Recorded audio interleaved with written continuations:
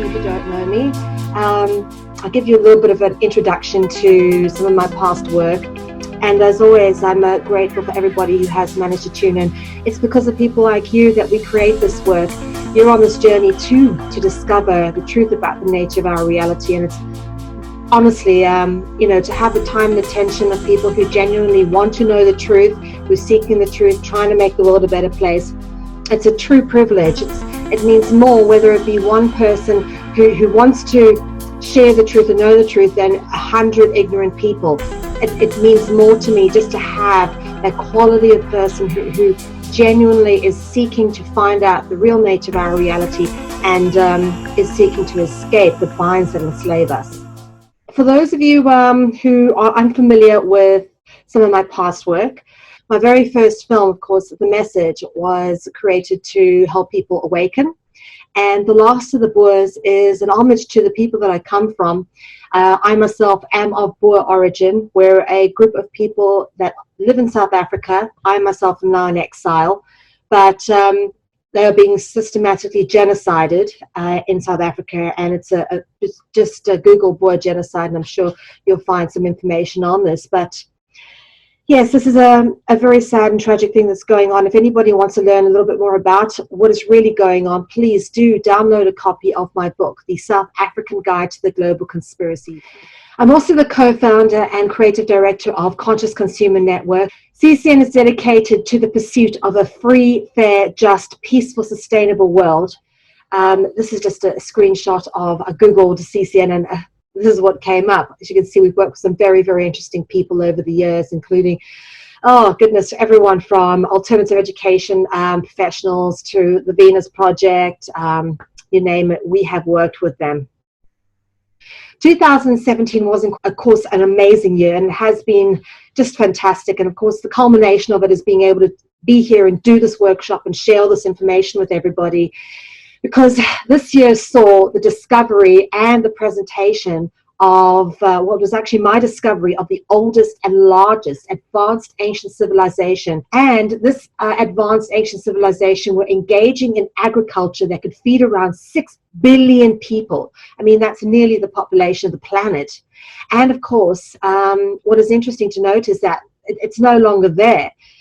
This whole area was most likely destroyed by a flood or tsunami from the Atlantic Ocean, most likely the biblical flood that they talk about in Genesis.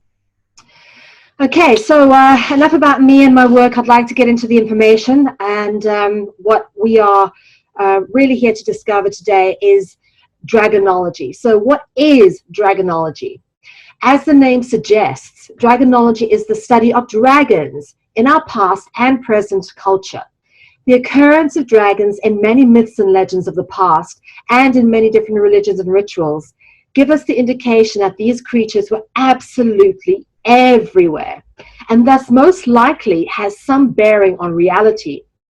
Dragonology is the study of anthropology via the mode and application of decoding symbolic expression rather than through the traditional context of standardized textbook doctrine presented by educational institutions of the dominant culture. In this presentation, we will prove that dragons are real, they do exist and have always existed. They take on different names in different cultures and mythologies across the world, but through a study of ancient history, archaeology, architecture, art, symbolism, language, etymology, and philology, a pattern develops which links all these creatures, referenced under different names in different contexts, to being the same creature, which it ultimately is commonly known as the dragon. The word dragonology is meant as a replacement for the word mythology, as it is indeed a far more accurate expression of this particular area of study pertaining to cultural anthropology, past societies, and their respective traditions. Now, what is mythology? People often confuse mythology and dragonology, but the word dragonology actually replaces the word mythology. And the word myth actually has been debated with no widely agreed upon application by anybody. The label mythology, however, is very misleading, and this is deliberately so, as it is a reference to one specific culture that being the culture that worshipped Mithra. And this culture existed in one particular point in time, which of course is the whole point behind indoctrination, to get people to believe in a particular version of reality as the one and only version that is relevant to real, thus controlling what we believe and think. Interest in mythology has grown steadily in the last century or so, and this is largely due to the realization that myths are not childish stories or pre-scientific explanations of the world, but rather they are serious insights into reality. Myths exist in all societies and are part of the very fabric of human life, expressing beliefs, molding behavior, and justifying institutions, customs, and values. The world of mythological study is a vast and unending historical gauntlet of adventure, which describes colorful traditions about nature, history, the gods, man, and society. Although largely thought to be imaginative, myths deserve serious attention for what they mean to those who believe in them as a statement about the fundamental issues of life. One of the disadvantages of the derogatory use of the word myth to mean a foolish story or a false idea is the implication that myths are trivial. This could not be further from the truth, for it is indeed the things which people deem important that find place in their mythology. The many known versions and variations of the worldwide cultural mythologies render forth variations of gods, deities, devils, creatures, and beasts of endless variety, that by present-day standards are largely relegated to the realms of religious doctrine or semi-dismissive folklore or legend.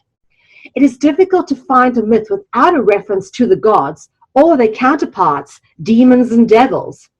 Indeed, in most cultural mythologies, there are more references to gods in all forms than there are references to human beings. Those individuals that do make the myth or legend often obtain divinely bestowed powers, as in the case with kings, priests, prophets, and heroes. What is interesting to observe through the course of all cultural mythology is that the gods are often portrayed as being morally no better than mortal man, just more powerful. What is even more interesting to take note of is just how many of the same recurring symbols and themes turn up in different cultural mythologies from vastly different times and places. So why do we study dragonology? Well, it's simple. The human species is a slave species that serves the dragon gods, overlords, or masters, as the dragons have hijacked and manipulated our thought process, leaving us trapped and paralyzed in a construct that is not of our making. Dragons hold human attention in an ontological construct by defining the parameters of our reality through the creation and control of our words and language. In order to break free from the draconian construct, we must first learn to understand the nature of that construct by learning to identify dragon symbolism, which is interwoven into the very fabric of our reality through symbols, words, language, architecture, art, culture, and ritual. And how do we study dragonology? Well, by studying the themes, symbols, words, languages, and etymologies that pertain to them, and of course comparing them all, cross-referencing all of it. And you'll find the same things come up again and again. In fact, the word etymology comes from the Greek word etymos, meaning true or truth. Dragonology helps us to learn the truth about the true nature of our reality and the nature of the control mechanism that controls and enslaves humanity. Many similar themes are constantly reoccurring in cultural mythologies, and it is in charting these reoccurring patterns that we begin to see the full reality. For the truth will always present itself in one form or another, but it is up to us to recognize the clues of the truth left for us in these themes. A very noticeable recurring theme is that many myths have a fantastical or dreamlike quality due to the many strange and sometimes distorted figures which emerge from them, such as what we might reference as monsters or hybrid beings. In mythology, animals have been recorded to walk and talk like men, whilst other myths reference the intermarriage of men and animals or beasts. Women are impregnated in impossible ways, just as children are born in physically impossible ways. There are also frequently recurring themes of a sinister and disturbing motifs and artworks depicting parricide, fratricide, cannibalism, castration, incest, pederasty, rape, genocide, and war, which are often not condemned in these mythologies. Rather, in some cases, they are celebrated and recorded as part of cultural and ritual traditions. And this is a very interesting little piece here. This is outside the US Library of Congress. It's a bronze sculpture. It's actually on a door. It's a flat sculpture by Olin Levi Warner. And it's a personification of truth. It's interesting to notice that truth is holding a mirror and a serpent. And you'll notice the theme of serpent comes up a lot. Serpent symbolism is central to dragonology. So let's get into this, the prevalence of dragons. Dragons are absolutely everywhere. And myself, I was born in the year of the dragon, which is what I suppose ignited my fascination with dragons. The Chinese zodiac is a classification scheme that assigns animals to each year, repeating in 12-year cycles. And basically, the dragon is one of those creatures on this particular 12-year cycle. It's one of 12 creatures, one of 12 animals. But if you look at all the other 12 animals that is on there, okay, all of them are animals that you would absolutely expect to find out in the wild, in a zoo, or perhaps even domesticated, like the dog or the horse. But snakes, horses, sheep, monkeys, roosters, dogs, boars, rats, oxen, tigers, rabbits, all of them, most people would know what they look like if they were confronted with them or had to see them in day-to-day reality. The one that most people do not really recognize as an existing creature is the dragon. When most people think of dragons, they relegate them to the realms of semi-dismissive mythology, almost as if they do not exist anywhere else but in fairy tales and folklore traditions. But this is simply not true. Remember what I said. It is the things that people find important that find place in their mythology, which is why depictions of dragons turn up in a vast variety of past civilizations and past cultures, as well as making it into many stories of both past and present. In fact, the dragons are so much everywhere that you can look up and find them in the stars. The constellation Draco, of course, being the most obvious of this, dragons in the stars, but also the constellation of Ophiuchus. And Ophiuchus is interesting because Ophiuchus actually contains what is known as a dragon root word. The root word, of course, being O-P-H-I, which is the root word Ophi, which means a serpent or a dragon. Ophi turns up in a lot of different words, and we will go through this as we go through the presentation, so you'll get to understand the patterns of the reoccurring symbolic dragon root words that turn up in very interesting places.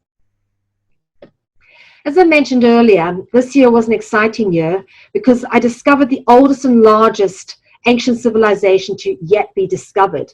And in this particular ancient civilization, right at the center is a set of hills known as Mountains of the Gods. That's what the name of Cedillo Hills is. And in Cedillo Hills, and Cedillo Hills happens to be in the middle of the Kalahari Desert, and it's the only sort of set of mountains for like hundreds of kilometers around, very prominent on the landscape when you're approaching from far, because there is no other hills or mountains like it, or any rocky outcrops that are quite like this. But in these Cedillo Hills in the middle of the Kalahari Desert is, of course, this cave called Rhino Cave, but it actually should be called Serpent Cave, because inside is this giant carved serpent. But this is a giant carved serpent. It's carved onto a rocky outcrop to look like a serpent. The eye is carved. We don't know if the mouth was carved or if it was always like that, but certainly these little marks on the side, over 400 of them, were carved in to look a bit like serpent scales. So this giant stone serpent is in this cave, and it is the oldest ritual worship site that has yet been found, at least 70,000 years old, according to Professor Sheila Coulson, who is the Associate Professor of Archaeology at the University of Oslo in Norway.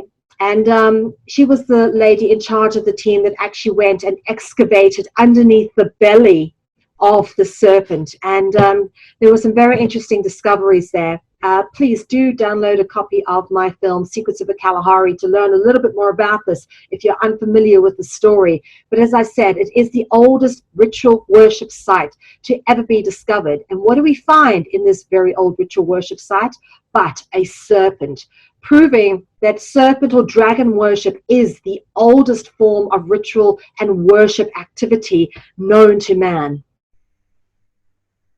In fact, these dragons and serpents turn up everywhere. Naga is the name of the dragons or serpents in sort of the Indo side of the world, Southeast Asia, Indonesia, even India. This is what they call them. And these are Naga stones. As you can see, serpents that are carved into stones. And this is the Naga couple, a king and queen with human upstairs. The torso from the waist up is human, but the rest of them, the lower half, are serpents, okay, or dragon bottoms. Very, very, very interesting. Now, it's interesting to notice that the NA of Naga is the same root as you'll find in the word snake. The word snake also has a NA. In fact, Naga is just another word for snake. If you think nag, snake, you can actually see how they sort of tie in together. All right, moving on.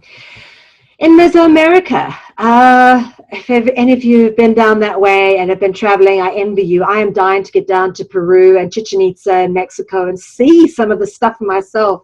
It's wonderful to have the internet to be able to access all this information, but certainly when you go traveling, you will find on ancient ruins, most of them have some depictions or carvings of dragons or serpents. And of course, in South America, Mesoamerica, Mexico, Central America, this is very prevalent. There is the winged serpent emblem turns up everywhere. And this is an artwork of the dragon or serpent actually eating a human being, because that's what they do. They eat us. They feast on us. You know, just as human beings would eat cows and animals, you know, unless you're vegan, these creatures eat us. And for those who can't see it, here is the serpent kind of undulating on the side of this temple. And here is the mouth with the long tongue. And of course, if it's going to turn up anywhere, it's going to turn up in Egypt. Here's the Egyptian version. And you'll find the serpent turning up in various places in Egyptian artwork and mythology. And we'll get a bit more into that just now. Here are some examples of Egyptian artwork with the serpent-looking deity. Notice they're also winged. I beg your pardon for skipping. Winged. They're winged, as we talk about them being here. The winged serpent or the plumed serpent. Here, the serpents also have wings, which, you know, generally snakes don't have wings. So what are they? They're dragons. That's what they are. Because dragons have wings, and dragons are just very big serpents. Of course, there's then the Chinese dragon. Chinese dragon is absolutely everywhere. In fact, the Chinese culture claims very openly that they're descended from the dragons. The emperors claim to be descended from the dragons. And it is central to Chinese culture, these dragons. In fact, I dare you to find a Chinese restaurant without some depiction of a dragon somewhere, be it on the menu or inside the actual restaurant. The Chinese dragon is an icon of China. All right, let's get into the draconian construct so we can understand the nature of the matrix that binds and enslaves us. Through an examination of many symbols and languages across the world, it has become abundantly clear that in order to know the truth about our reality, it is essential to examine our words and languages. The word, the word is interesting. And in fact, it does say in the Gospel of St. John, chapter 1, verse 1, in the beginning was the Word. That's what there was. That was the first thing. In the beginning was the Word. And what was the Word? The Word was with God. Because God gave us the Word. It was with them, and they gave us the Word. They gave us the knowledge of language, literature, writing, and we'll get more into that. Okay, and it says here, and the Word was God. So we're going to look at the various words that are used for God as we go through this. Symbolism. Just to get some basics here. The use of words, symbols, or letters is universal to all cultures. In fact, we wouldn't be able to know about these cultures unless they were somehow recording their history or recording their day-to-day goings-on or mythologies.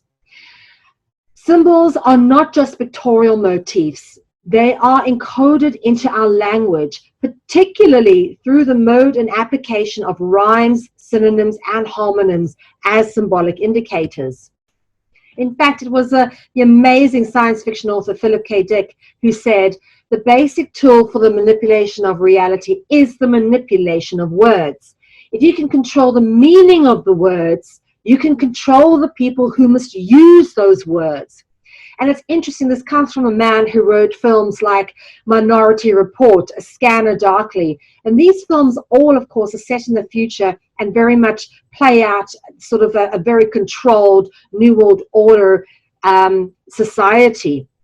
This guy has actually stated that a lot of his stories were based on visions that he received. So somewhat of a future science fiction clairvoyant, but a very interesting character, Philip K. Dick. And it's interesting that he was someone who was kind of that perceptive back then. I mean, and most of his works were released in the 60s and 70s. He kind of knew what was to come. And he also knew how the manipulation of reality was happening. And it's done through words. Of course, he was a writer. And the way we think is we actually think in words. This is how we are programmed to think. Okay, when we think about things, we're actually thinking in words. A lot of people talk to themselves in their heads. And how do you talk to yourself? You talk in words. We are programmed to think in images and symbols. Okay, words, sentences, and language. That is how our communication happens. And that is how our internal communication happens. And obviously what we think then manifests in action into the outside world. Now, understanding root words. Many commonly used words and expressions have meanings other than what we are aware of. Symbolic lexicons represented within words often mask hidden meanings. All languages have root words, which alludes to an origin of the said word, which has evolved from the original thought or intention.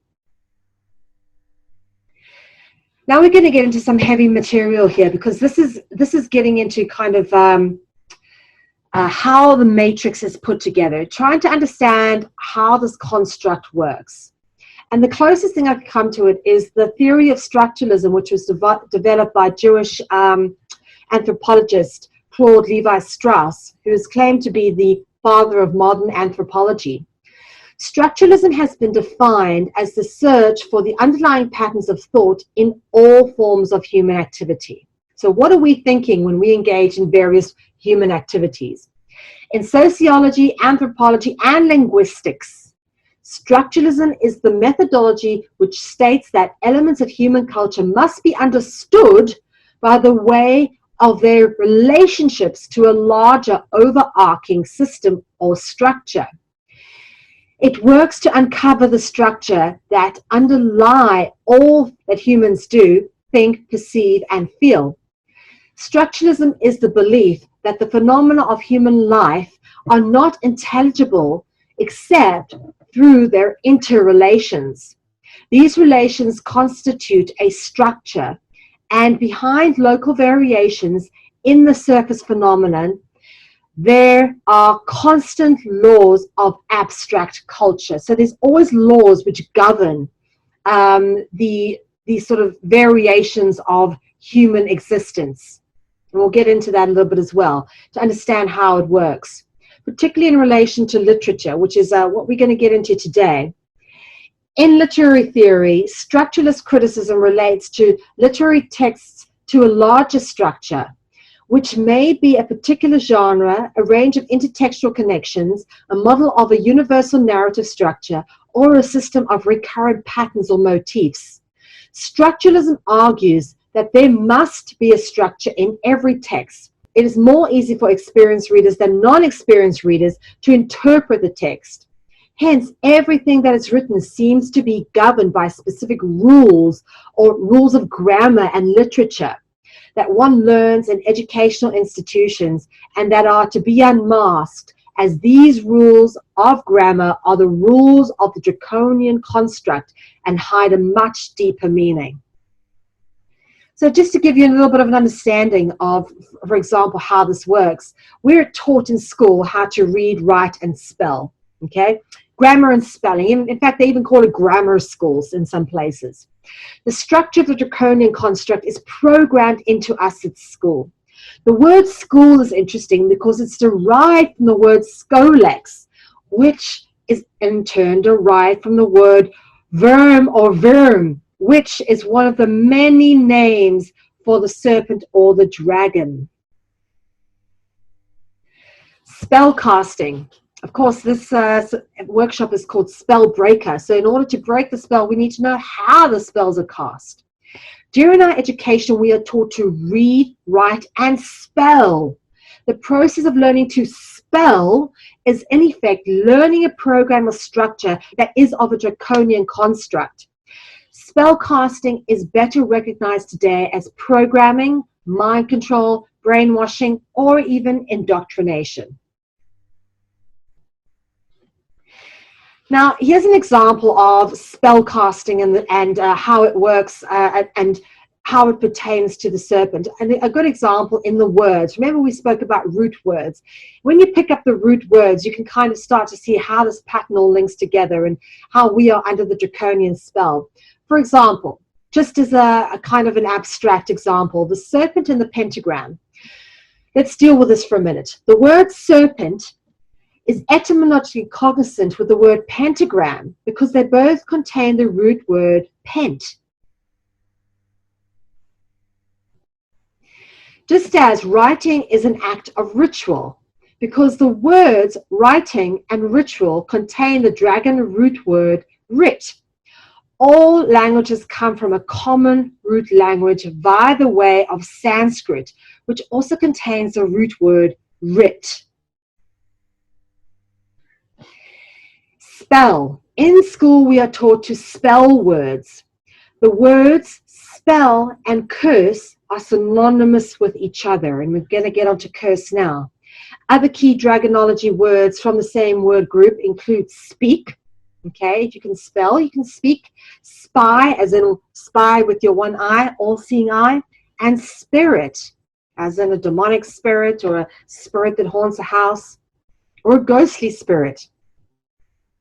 Okay, remember we're talking about spells and curses? Well, here we go. In school, we are taught to write in cursive, or at least I was in my day. We were taught to write in a way where your pen doesn't leave the paper. We've got two different kinds of writing, what we call print and what we call cursive. And the cursive writing is a writing where it's just continuous. And we are literally being programmed into putting spells and curses on ourselves and others when we learn to read, spell, write, and especially write in cursive. And in school, we are also taught to write words in sentences, like a death sentence. And of course, these sentences have to follow a structure that, of course, fit within the rules of grammar. And these rules are interesting because they too have a hidden allegory. They encode a certain dragon control into the mind of the speaker. The word grammar is also interesting, okay, because it contains the dragon root word mar, M-A-R, which is the Indo-Persian word for radiant serpent. Of course, a serpent that is glowing or, radiant has, a radiance about it, maybe like an aura or a halo. We'll get onto that as well. Other words from the same word group include maritime, as in maritime admiralty law, the law that governs the seas and that governs commerce, under which our birth certificates are issued. Of course, marine, marry. A marriage is nothing more than a joining of two corporations, because your stock certificate is your illegal corporate fiction. And when you, as a woman, you marry a man, you take on their name because the companies merge, which is why you get a marriage certificate. The only other time you get a certificate of that nature is at birth. And of course, martyr, then Virgin Mary, which, Maria or Mari, are variations of that. So word magic. All words in language, be they written or spoken, have power. Word spells are created when we are taught at school to spell words. When we write, we are performing a rite as part of a ritual, which is why we are taught to write in cursive, so that we may curse ourselves and others with our word spells. In fact, the word contains the most common dragon root word, which is the O-R, and this turns up in some very interesting places. We'll show you. Words in language has always been a mechanism of subterfuge. The adoption and use of words and symbols is universal to all cultures and are primarily used as a mechanism of subterfuge in order to hide the truth about the existence of dragons and the creation of humanity, including our words, language, and rituals. So that's why symbols are used. It's a mechanism of subterfuge. We don't even really know what those symbols mean. We're given a very superficial understanding, but there's always much deeper allegory to all of it. And it is up to us to be able to decipher the deception for ourselves. The intention behind the works that fall under dragonology is to provide a codex and methodology of deciphering the deception for yourself. In order to break the spell of the draconian construct, we need to grasp just how it is that the control mechanism that enslaves humanity is made up, and how it is intrinsically interwoven and subversively maneuvered into the very fabric of our reality. Okay, getting into symbolism a bit more, and here are some simple examples with hidden meanings. At school, if you make an arrow, say you go 1 + 1 = 3, they'll put a cross next to it because that's marked as wrong. But if you say 1 + 1 = 2, or 2 + 2 = 4, or red and blue makes purple, or anything of that nature, they'll generally put a tick next to it. And the tick has some much deeper symbolic allegory, because most people don't even realize what the tick means. They just think, oh, it means something is right, as opposed to being wrong, which would be marked with an X. But the tick actually comes from the word veritas. It is a V. So the teachers are effectively saying, that is truth, that is truth. They are telling you what is truth. You are taught things, and they're not necessarily the facts. But if you repeat what the teachers have taught you in school sufficiently enough, they will tell you it is the truth by putting a tick next to it. So they decide what you know as truth, which is probably not the truth. What they never teach you at school, most probably because most teachers don't even know the facts, is that the tick is a V for veritas, which is Latin for truth. This is an example of the occult meaning of letters. Okay, V for veritas, and of course that shows up as a tick. In getting into our alphabet, every character of the alphabet has value other than what we're aware of. there is an occult meaning that corresponds with the hidden dragon gods who are creators of this artificial reality. It is through symbols, words, and language that the draconian control of humanity has happened. A good example is the letter A. And the letter A interchanges with THE, the. Okay, for example, a man under a tree ate a banana. You could also say the man under the tree ate the banana. According to the structuralized rules of grammar, A and the are often interchangeable. This is because they both reference the same principle, being the gods or the dragons. And I'll show you just how this is. Okay, firstly, the A is for alpha. All right, alpha. Very interesting word, alpha. And you will notice that the A is actually representative of this. And if you don't see it immediately, have a look.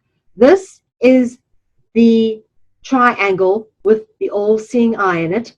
And this part over here at the bottom represents the base of the triangle, which on the right-hand side over here forms the step pyramid with 13 steps. And the black outline outlines the empty space around and in between the triangle and the pyramid. So it's marcating out. What we're meant to be looking at is the space in between the black. That is the important thing, because that is where the symbols are hidden subversively. Now, the word alpha is interesting because it turns up in the famous car brand, the Italian car, called Alfa Romeo. The logo of the famous Italian car Alfa Romeo depicts a crown-wearing dragon or serpent. Okay, and if they wear a crown, generally it's referencing the fact that they are royalty or rulers. And you'll find this theme of royalty is inextricably associated with dragons, because, you know, anybody follows some of David Icke's work, he talks about how the Queen of England is supposedly a shape-shifting serpent or dragon or reptilian. And, you know, when you start looking at things like this, you go, well, maybe there's a little bit of truth to that theory, because you start to notice that these symbols actually are wearing crowns. Interesting.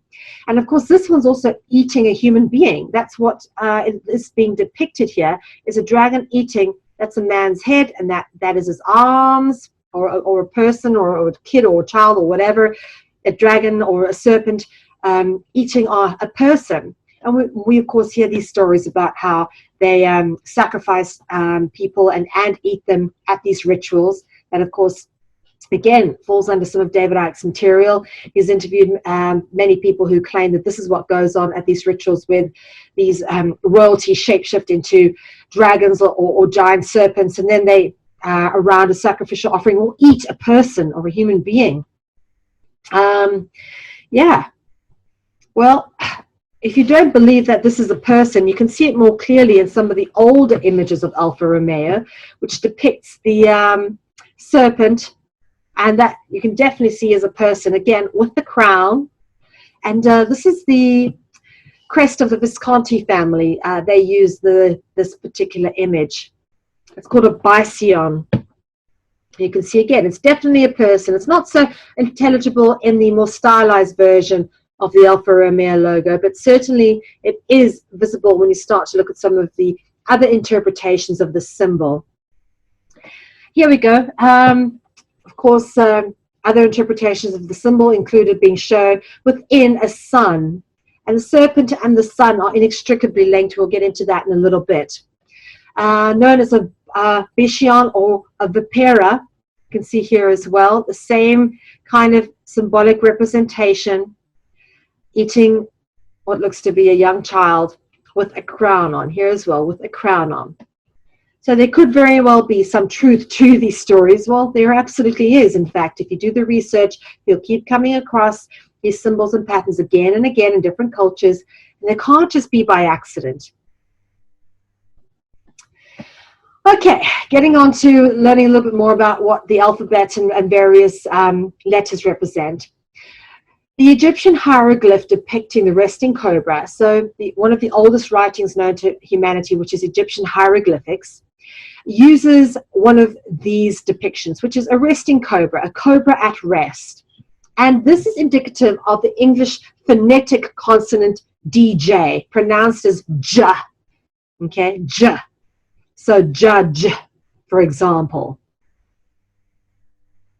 And this phonetic consonant DJ is actually how you would spell the word jinn. For those who do not know what the jinn are the Arabic or Islamic classification for dragons. Okay, you can see them here. Here's a jinn with the wings on, holding a serpent. Okay, here we go as well, a jinn with horns. You got horns as well. Often dragons are depicted with horns. This one's carrying a person, maybe to eat. Who knows? From jinn, from the word jinn, is where we get the concept of the genie. If you're thinking of the story of Aladdin and the magic lamp taken from the Tales of 1001 Arabian Nights, you're most likely familiar with the Disney classic of Aladdin, where Robin Williams played the genie, was the voice of the genie. Well, this is what the genie actually come from. Where they come from is the jinn. Jinn and genie. Genie originated with the concept of the jinn, and you'll notice again with the wings. Here you'll see the wings on these kind of humanoid type figures. Always you'll see the depiction of the wings, because as we've already spoken about, winged serpents. Okay, the wings turn up quite a lot. And of course, the DJ turns up in some interesting places. The Jed column, and we get to talk about columns a little bit later in when we get into the part about architecture. But the Jed column is interesting because it's one of these symbols that is inextricably associated with Egyptian royalty, the pharaohs. And now the pharaohs are absolutely of the reptilian or dragon or serpentine bloodline. Interesting to notice in this wall carving that there is a serpent above the Jed column. And here's some Jed columns, as actually real ones, not just depicted in artworks. The DJ turns up in another very interesting place. It turns up as the name of Jehuti, commonly known to us as Thoth. Jehuti is the Egyptian god that was known to be responsible for knowledge, thought, intelligence, magic, wisdom.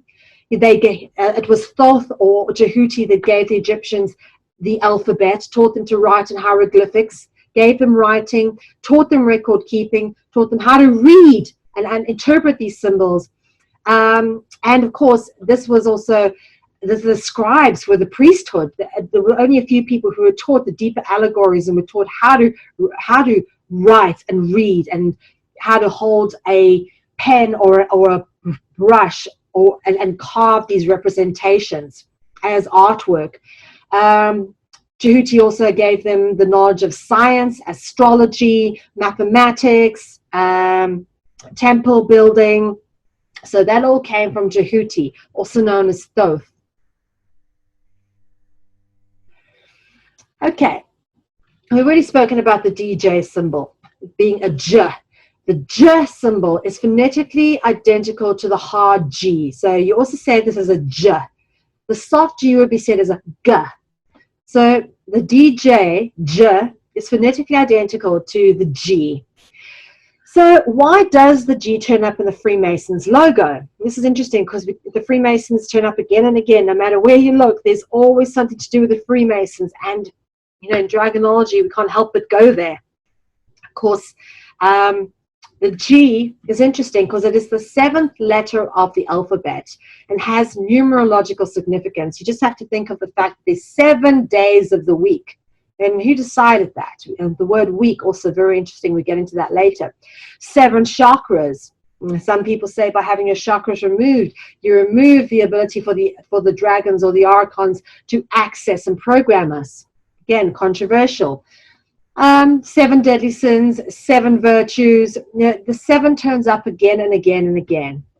Now, it's interesting that the D, the J, and the G are often transliterated with each other in various contexts.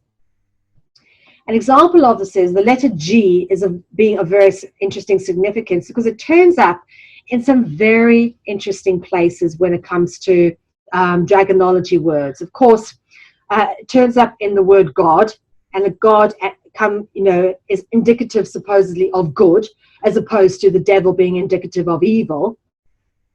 Gold, which is only one letter away from God.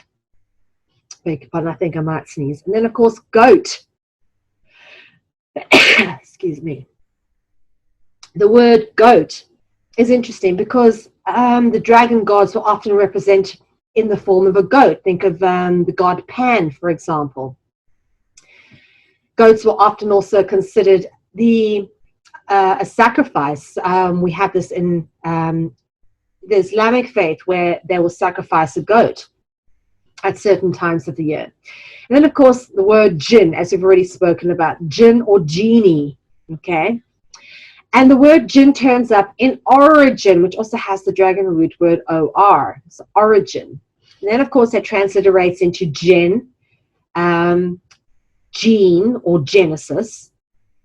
Gon, as in dragon, okay? Gorgon, which is a Greek version of the dragons. Of course, the Gorgons, the most famous one being Medusa, supposedly had serpents for hair. Again, the serpent symbolism coming in there.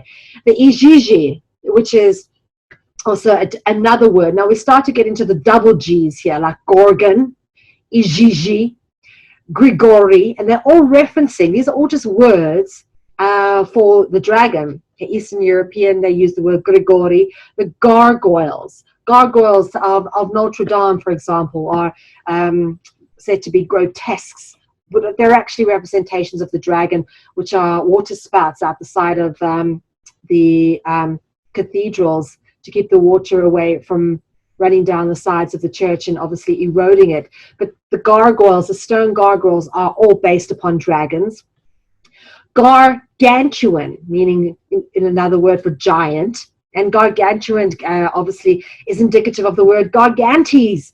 And Gargantes is a god of Greek mythology that had serpents for legs. Look it up, folks. And of course, Gregory, okay? Gregory, many popes have been named Gregory. George. Now, Saint George. Saint George is commonly depicted as slaying the dragon. Again, inextricably linked with the dragon. Giggle, okay? Laughter, okay? That is another word for giggle, perhaps, is laughter.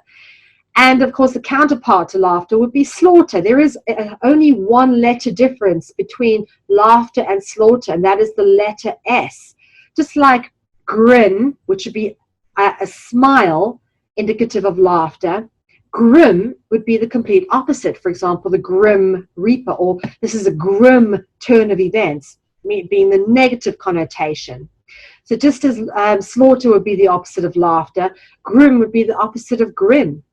And, it's interesting because when you start to understand the deeper allegory of that, why you have a double G, in fact, 3 G's in the word giggle. And then, of course, gargle. Gargle is what you do perhaps when you rinse your mouth with the mouthwash when you brush your teeth. But the element of gargle is very similar to gargoyle.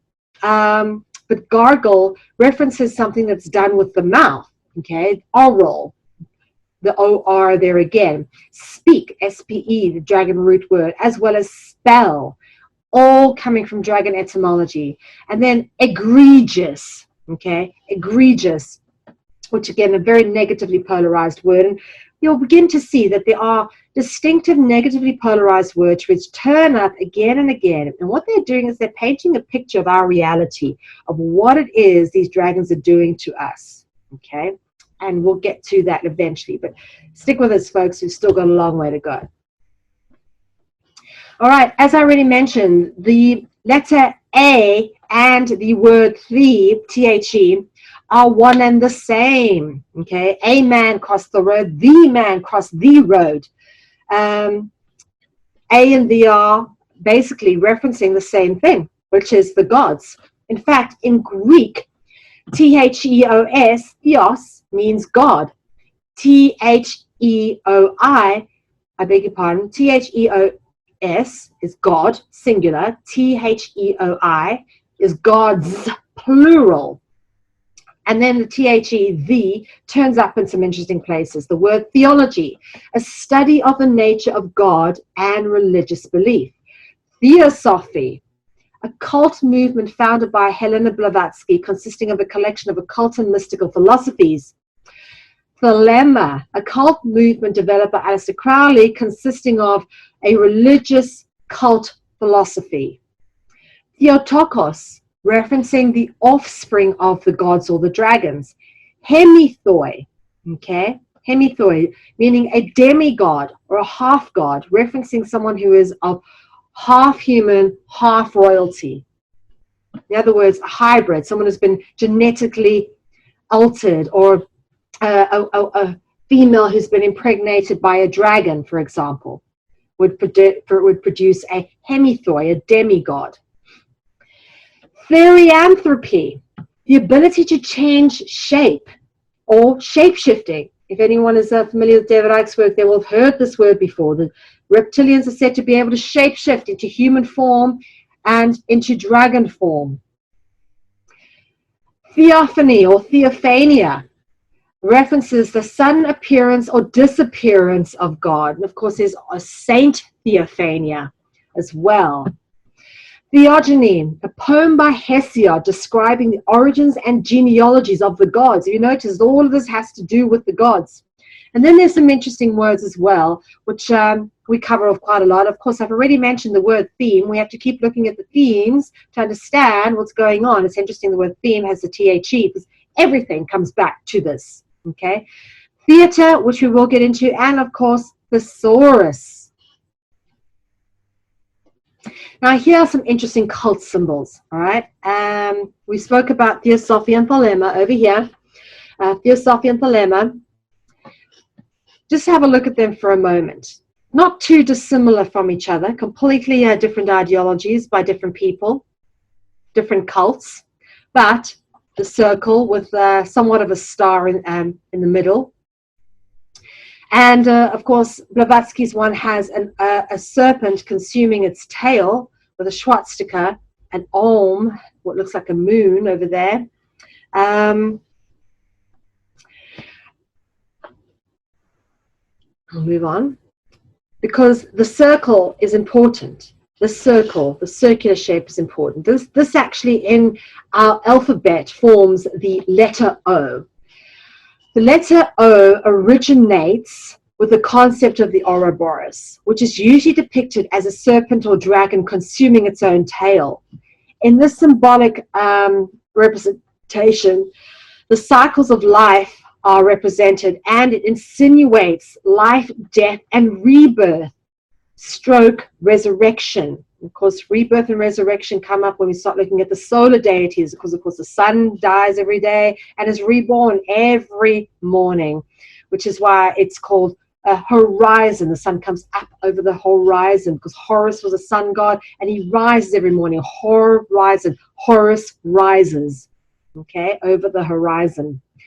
The word Ouroboros contains 4 letter O's, and I think it is the only word in the English language to actually have that many, for a very specific reason, because that is where the letter O comes from, the Ouroboros, the eternal nature. Now, Ouroboros turns up in so many different cultural mythologies. In fact, it is a symbol that is used in places from across the world that weren't even linked to each other, except for the similarities they had in their dragon and serpent worship, which shows that dragons were absolutely everywhere. Of course, here's a serpent consuming its tail in Egyptian artworks, and of course in mysticism, as you've already seen, this kind of symbol turns up, often this interlocking pentagram. I beg your pardon, this is a hexagram, interlocking hexagram.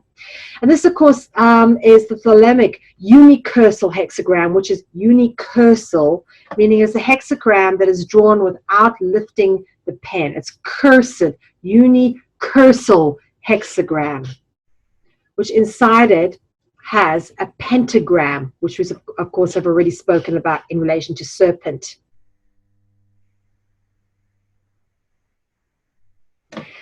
Now, the Ouroboros, as I said, turns up in lots of different cultures. So here we've got Egyptian, here just a alchemical, mystical representation. This one is actually made of two serpents. Again, notice the wings and the crown. Okay. Here we go, represented in Greek mythology. And, of course, in Norse mythology. This is Yggdrasil, which is supposedly the way the planet is depicted as a flat earth. The flat earthers will love this. I'm not saying the earth is round or flat. What I'm saying is this is the depiction from Norse mythology of Yggdrasil, which is supposedly surrounded by an Ouroboros, serpent consuming its tail.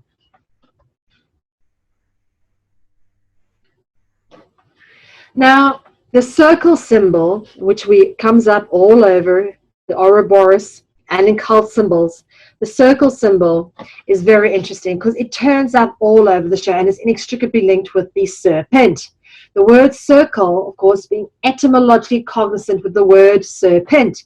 And, of course, circle and church also etymologically cognizant with each other. The C-I-R, C-U-R, of course, the A-E-I-O-U and Y transliterate for each other. So we can see that the key markers within the word church indicative of circle. Circle symbolism manifests often as a halo behind or above the head and is often symbolic of the sun, which is a marker of royal or holy dragon bloodlines. Halos appear in all religions and are rooted in ophiolatry. Ophiolatry, remember, ophi means serpent, okay? Ophiolatry is a religion. It's the worship of the serpent. Okay, so this is Apollo from ancient Rome. This is a Roman mosaic. And this is Roman mythology. Buddha, okay, from Buddhism with the circle behind it. Of course, here you can see the circles indicative of the sun. The serpent and circle symbolism turn up in just so many ways. We'll get into this a little bit more, but as you can see, here's some examples of the circle. Here we go, an Ouroboros consuming its tail around an all-seeing eye. We've already seen that. It just obviously turns up in some very interesting places. We will discuss this a bit more. The serpent and the sun, okay. As we said, the halo could often be a sun representation, but the symbols of the serpent and the sun are inextricably linked symbolically and interwoven etymologically as evidenced by words such as Lucifer. Okay, Lucifer, of course, a dragon or an angel known as the fallen angel. Lucifer is the word which means light bearer. Illuminati, of course, the name of the secret society which supposedly keeps all this knowledge of the dragon hidden. Illuminati or illuminate, okay? To illuminate means to give light. And of course, Lucifer or the dragons are often referenced as the shining one. We already spoke about the word Mar, meaning radiant serpent, okay? So radiance, brilliance, light. This theme comes back a lot. And of course, we talk about light as in you are literate or illiterate. If you cannot read, you are illiterate. If you can read, you are literate. You have the light. You are illuminated with knowledge.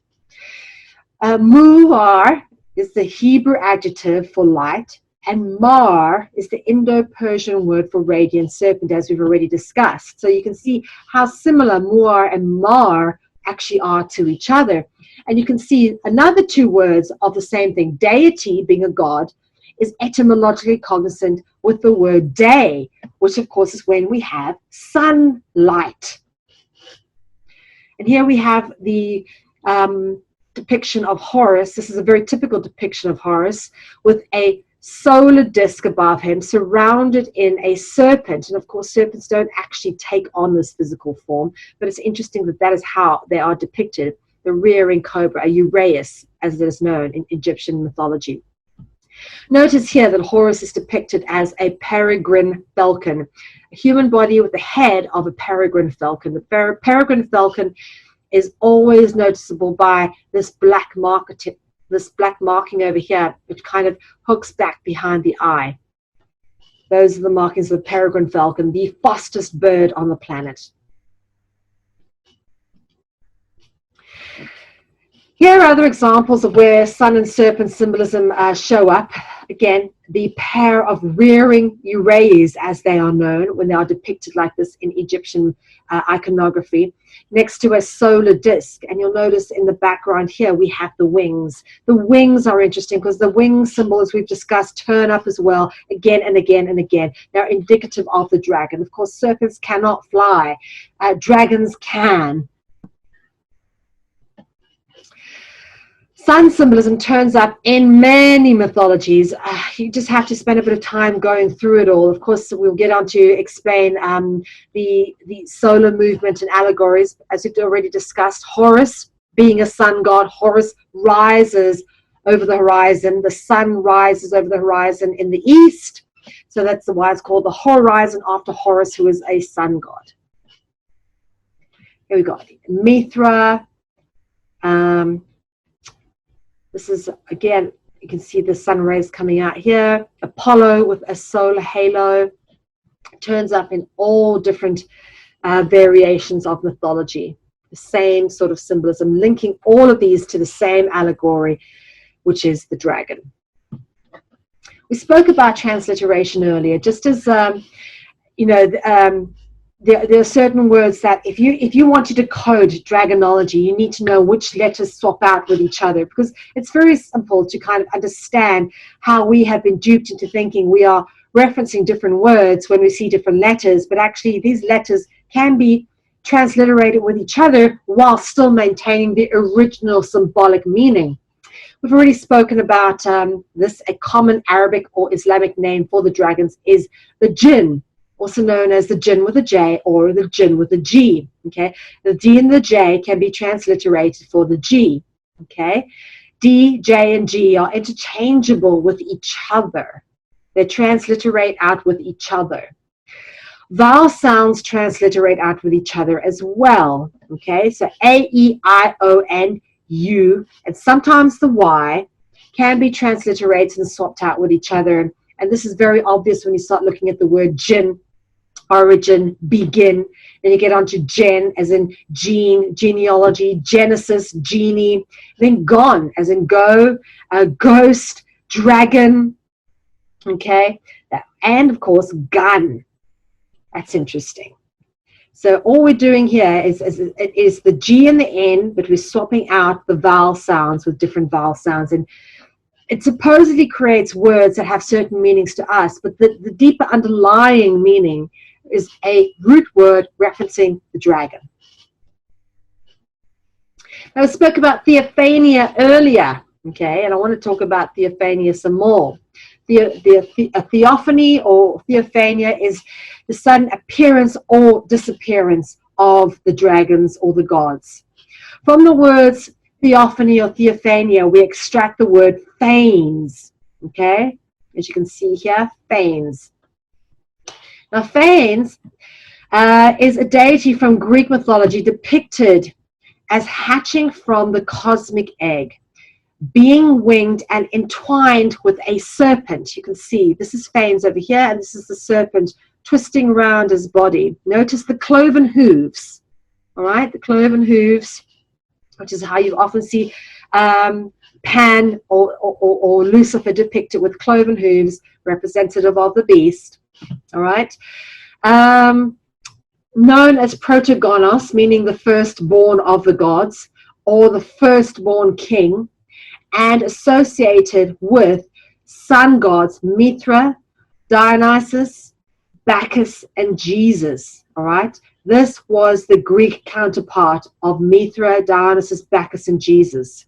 Now, Mithra and Dionysus were also of Greek extraction, but they kind of evolve and interrelate to each other. The word alpha, as we discussed earlier, alpha being the first letter of the alphabet, has the PHA of phanes, fa, okay, the fa root. Other words from this root, the phanes root, include elephant, all right, P-H-A-N, elephant, orphan, we'll get onto orphan as well, phantom, okay, the god Pan, fan, fame, fang, as in, you know, the fangs. Often serpents have fangs. In fact, those are often the only teeth they do have, are the long fangs. Fantasy and fantastic, fable and fairy.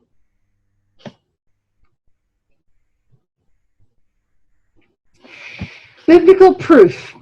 Angels are dragons. Now, I've said this before, and we're talking about angels, and everyone goes, oh, you know, you look like an angel. Oh, you're my angel. Or, you know, be blessed by angels. They actually don't even realize what they're talking about, okay?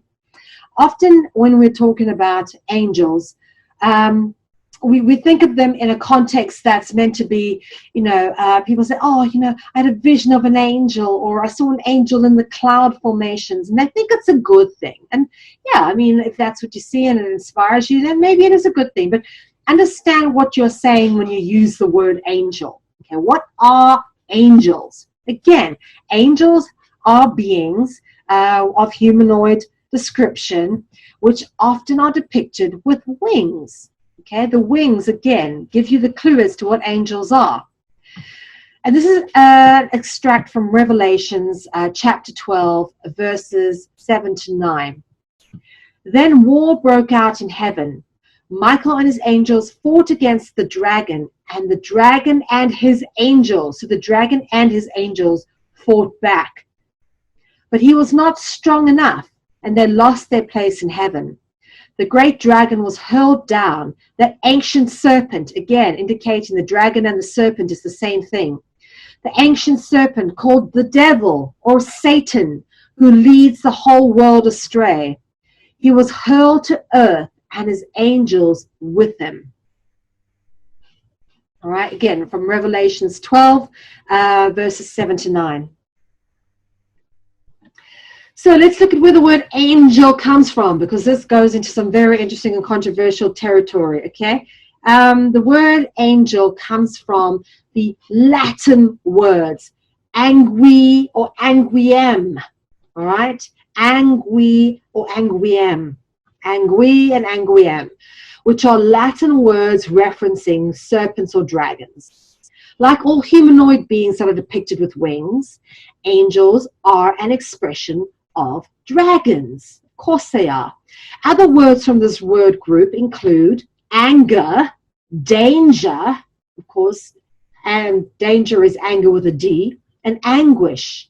Now I want you to notice how negatively polarized these words are. You'll begin to notice the same theme of these words of negative polarization turning up when it comes to relating to dragon etymology. Now here are some words that are extracted from the angelic dragon root. Here are some words, as you already mentioned: anger, stranger, manger, which we'll deal with in a bit. Jesus was born and put into a manger. Of course, we're coming up for Christmas, so this is significant.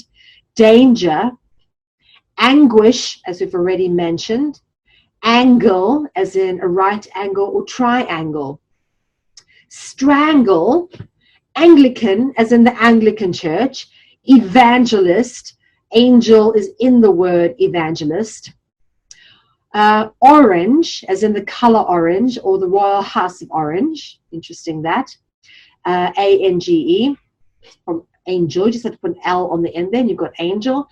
Tangerine, it's got anger in there. Mango, tango. Angkor Wat, okay, a temple that is actually laid out in the shape of the constellation Draco. Pangu, Pangu is interesting because Pangu is in fact the Chinese creator god.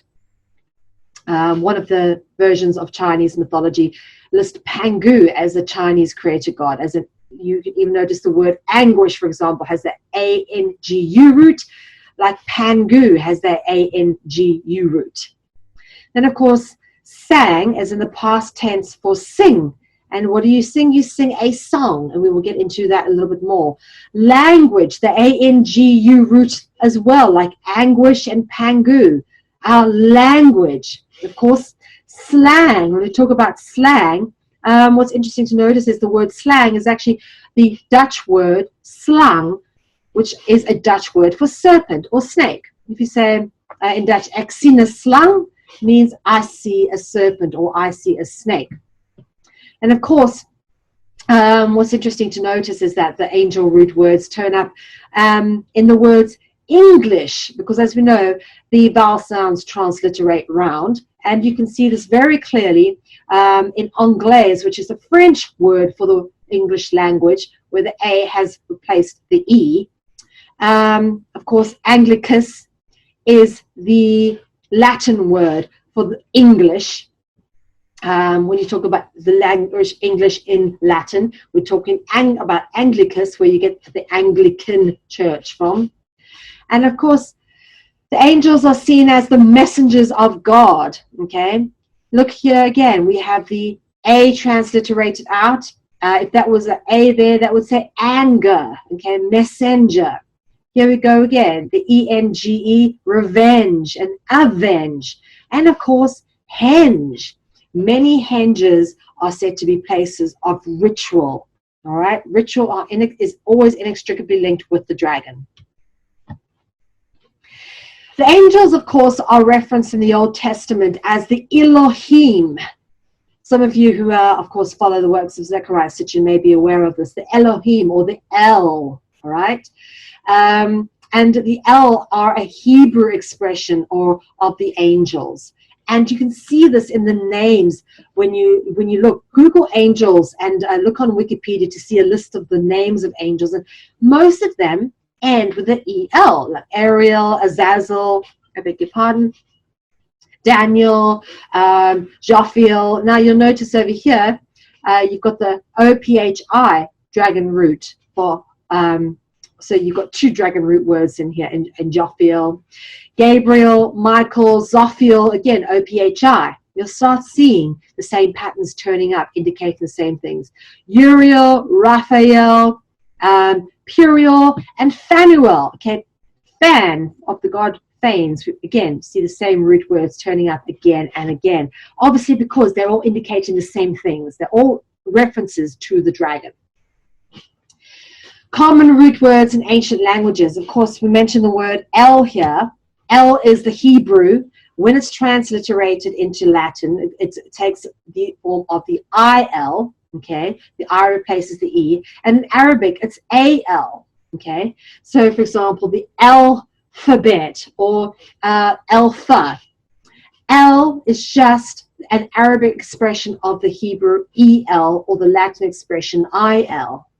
Il as an Illuminati. Proof that dragons created our language. As always, the evidence is in the etymology. Just bear with me.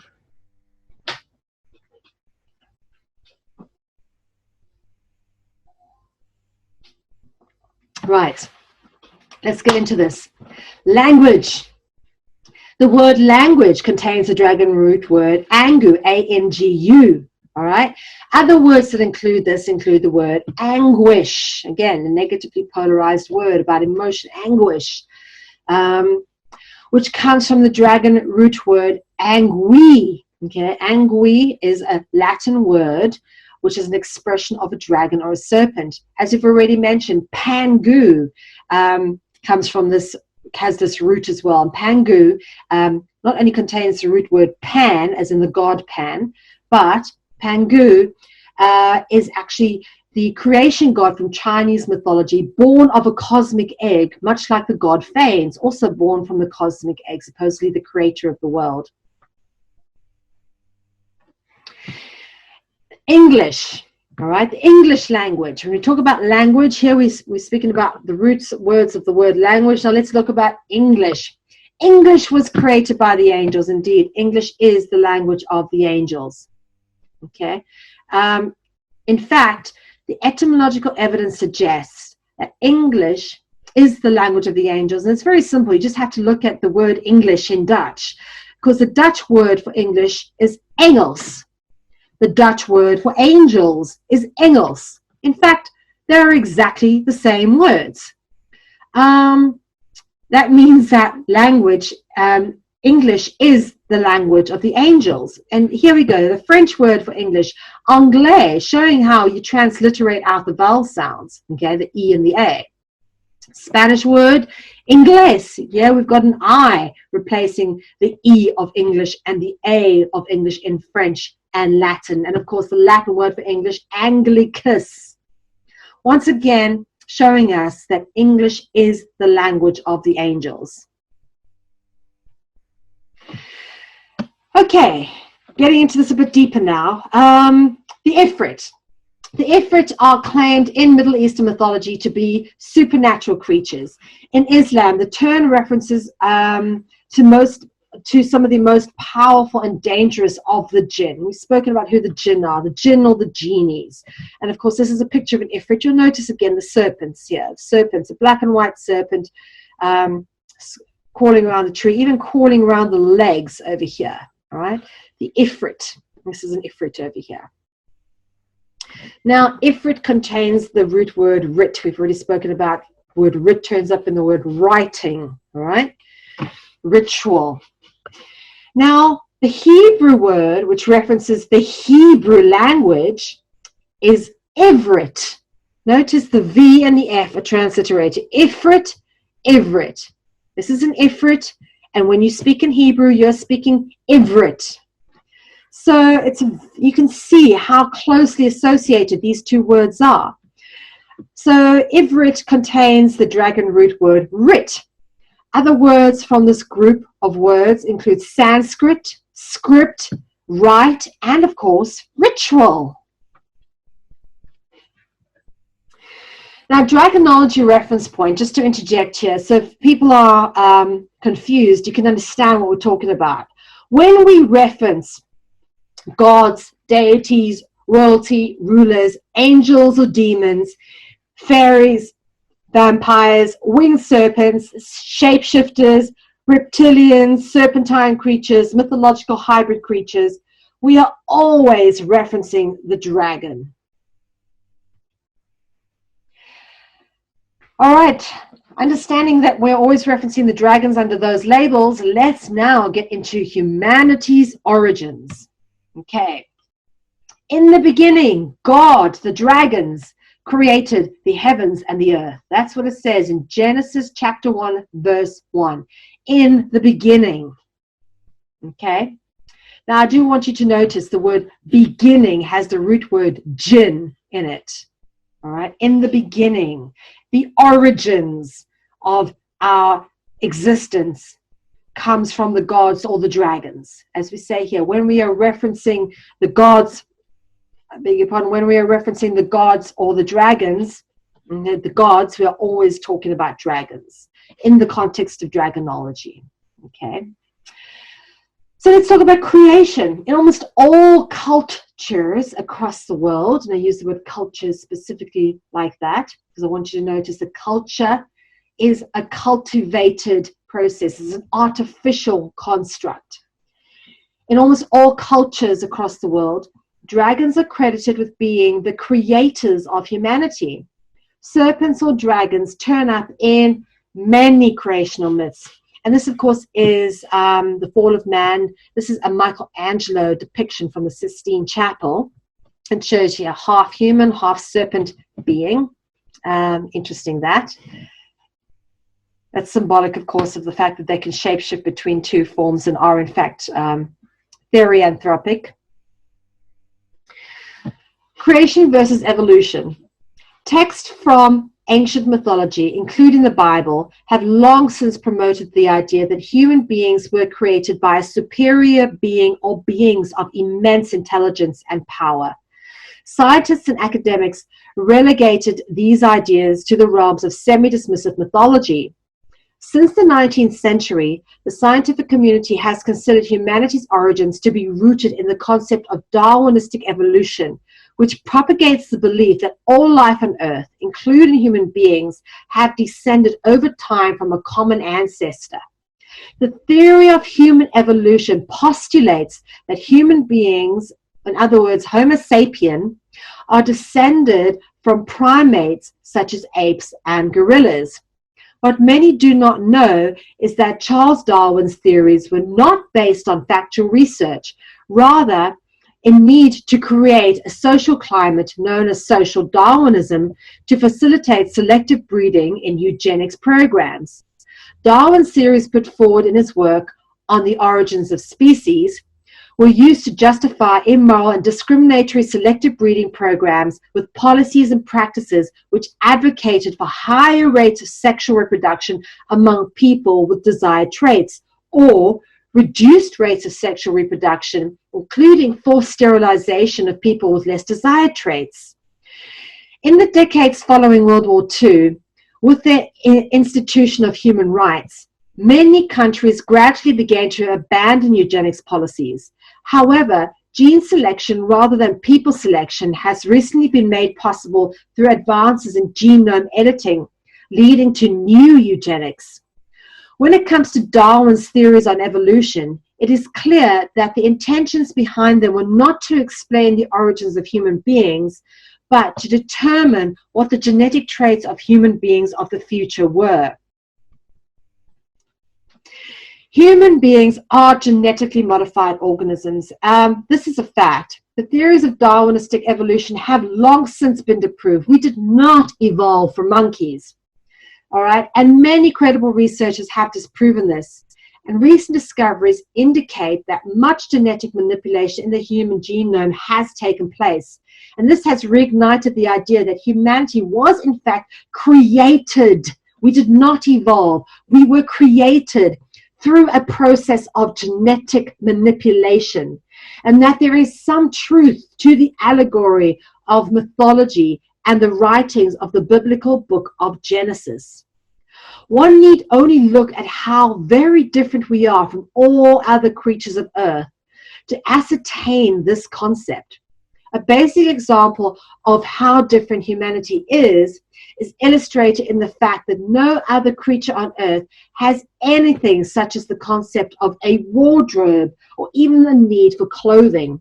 All life which has evolved naturally on earth has had time to also evolve the necessary bodily protection to survive the elements of their environments.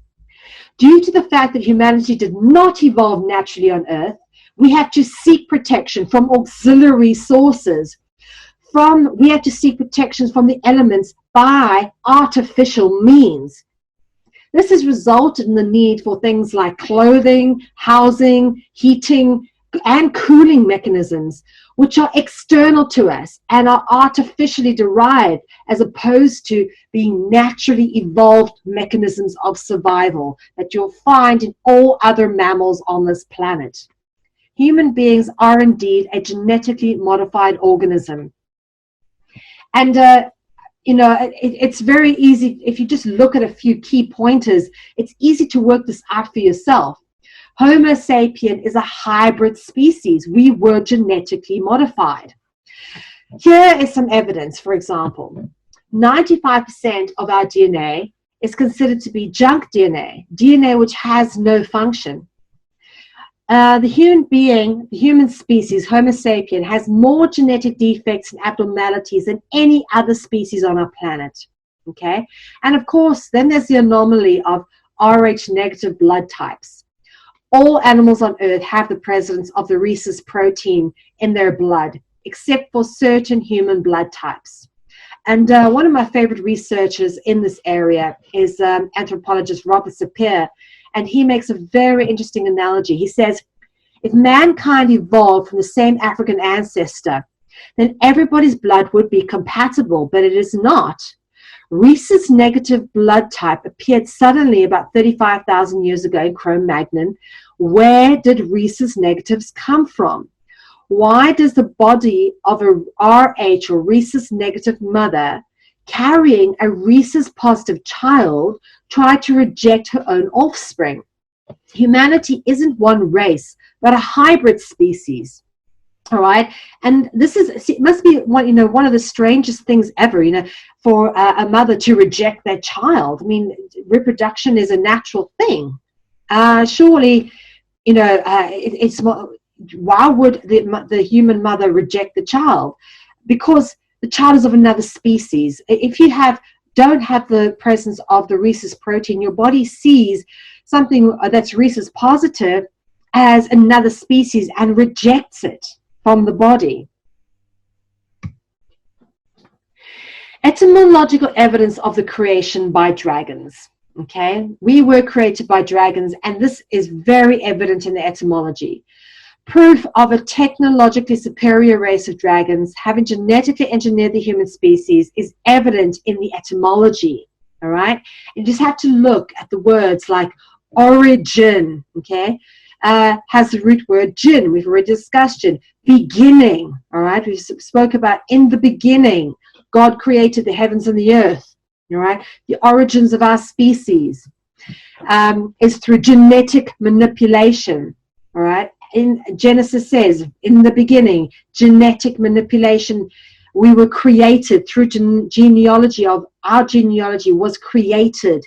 Okay, genealogy, genetics, all with a gen root word, which turns up in Genesis, which is said.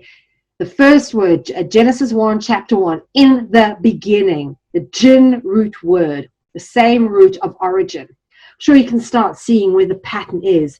Indeed, we were created, and the evidence is in the etymology, because all these root words come from the root word jin. It says here, I've got Introduction to Genesis, the book of the beginnings, all right? The word Genesis means beginning, origin, okay? Origin, again, with a jin in it. Culture. Our entire culture, and I use the word culture, okay? Our entire culture is of dragon origin because we have been cultivated. Our culture is cultivated. It is an artificial culture, right? We are naturally born with the abilities of breathing and eating. We know we need to eat it when we're hungry. We know how to breathe because we need oxygen.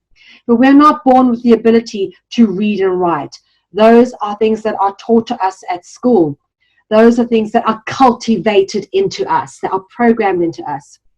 Nearly all of the pastimes and engagements of humanity have origins in rituals dedicated to the worship of the dragon. In fact, I've used this before. Anyone who's watched my Dragonology presentations will be aware of the Berosus account of Oannes, who was one of the fisher kings, a dragon god. And he says, a man, or rather a monster, half man, half serpent, coming from the sea, appeared near Babylon. He had two heads, one which was the highest resembled that of a man, and the other of a fish. He had the feet of a man and the tail of a fish, and his speech and voice resembled that of a man. A representation of him is still preserved. This monster dwelt by day with men, but took no food. He gave them knowledge of the letters, the same as we saw with Thoth or Jehuti. Letters, the arts and sciences. He taught them to build towers and temples, to establish laws. He instructed them in the principles of geometry, taught them to sow and to gather the fruits from the earth. In short, whatever could contribute to polish and civilize their manners. As the sun set, he retired to the sea, in which he passed the night, and there appeared likewise others of the same species. Okay, so it's not just one god, it's many gods, okay, pantheistic. This is pantheistic gods. There was never only one god. The dragons, there were many of them. Okay, so of dragon origin, we talk about our entire culture and knowledge being given to us. We're taught to read and write, and therefore we were taught to think in a pattern and construct that is of draconian making. Here are the various things that were given to us. Now we'll go into some of this in a bit more detail. Some of this, of course, we have already covered off. But religion, religious rituals, and holidays all came from the dragon. The obsession with gold and mining, the use of fire, yielding metals from the earth, forging of weapons, technology, and war also all came from the dragon. Science, astronomy, geometry, agriculture all came from the dragons. Theater, which is developed as a form of ritual, came from the dragons. Music, art, and writing also came from the dragons and is a form of ritual. Sports is a form of ritual. Feasting and fasting, form of ritual. Festivals, of course, comes from the word feast. Parades, parties, all ritual. Religious holidays, ritual. Weddings and funerals, ritual. Dressing up, putting on makeup, of course, all rituals dedicated to the dragon. The concept of giving gifts or votive offerings or sacrifices, all rooted in ritual. We spoke about this also earlier on. Ophiolatry is the worship of the serpent. It is the serpent religion. Here you can see someone bowing down to naga stones. These are serpent stones in Indonesia and Asian and the Indo part of the world. The appearance of serpent deities and dragon gods in all cultures across the world shows the existence of a once advanced global root culture of one language and one religion, being ophiolatry. Ophiolatreia is supposedly the study of serpent worship. Okay, the word ophiolatreia is a reference to the practice of dragon or serpent god deity worship. Again, we mentioned the fact that it has the serpent root word ophi, which turns up, of course, in the constellation of Fucus, that same root word. Here we go. Here is the Ophiuchus, the serpent bearer, I spoke about earlier. This is the constellation Serpens, and Serpens is divided into two parts, although it's one constellation. Serpens Cauda, which is the tail, and Serpens Caput, which is the head. Also containing the root word Ophi.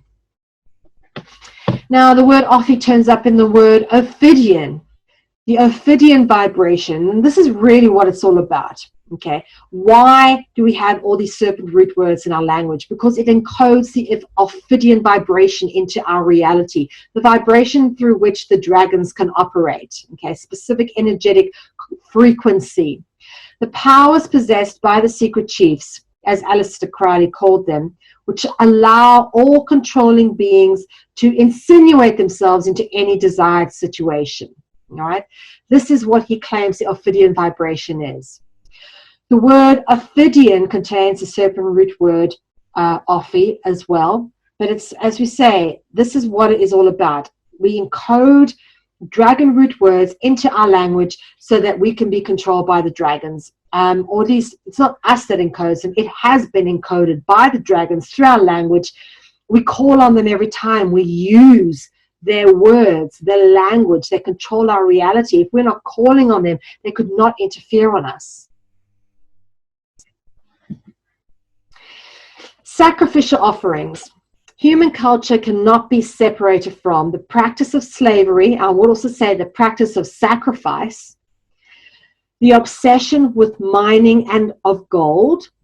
Okay, mining and gold, the forging of metals from the earth. We've already mentioned that. And of course, humanity cannot be separated from the worship of dragon or serpent or fish gods or deities.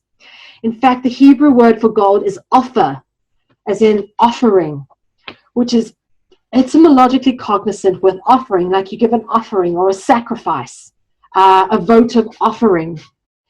And of course, offer contains the dragon root word ophi.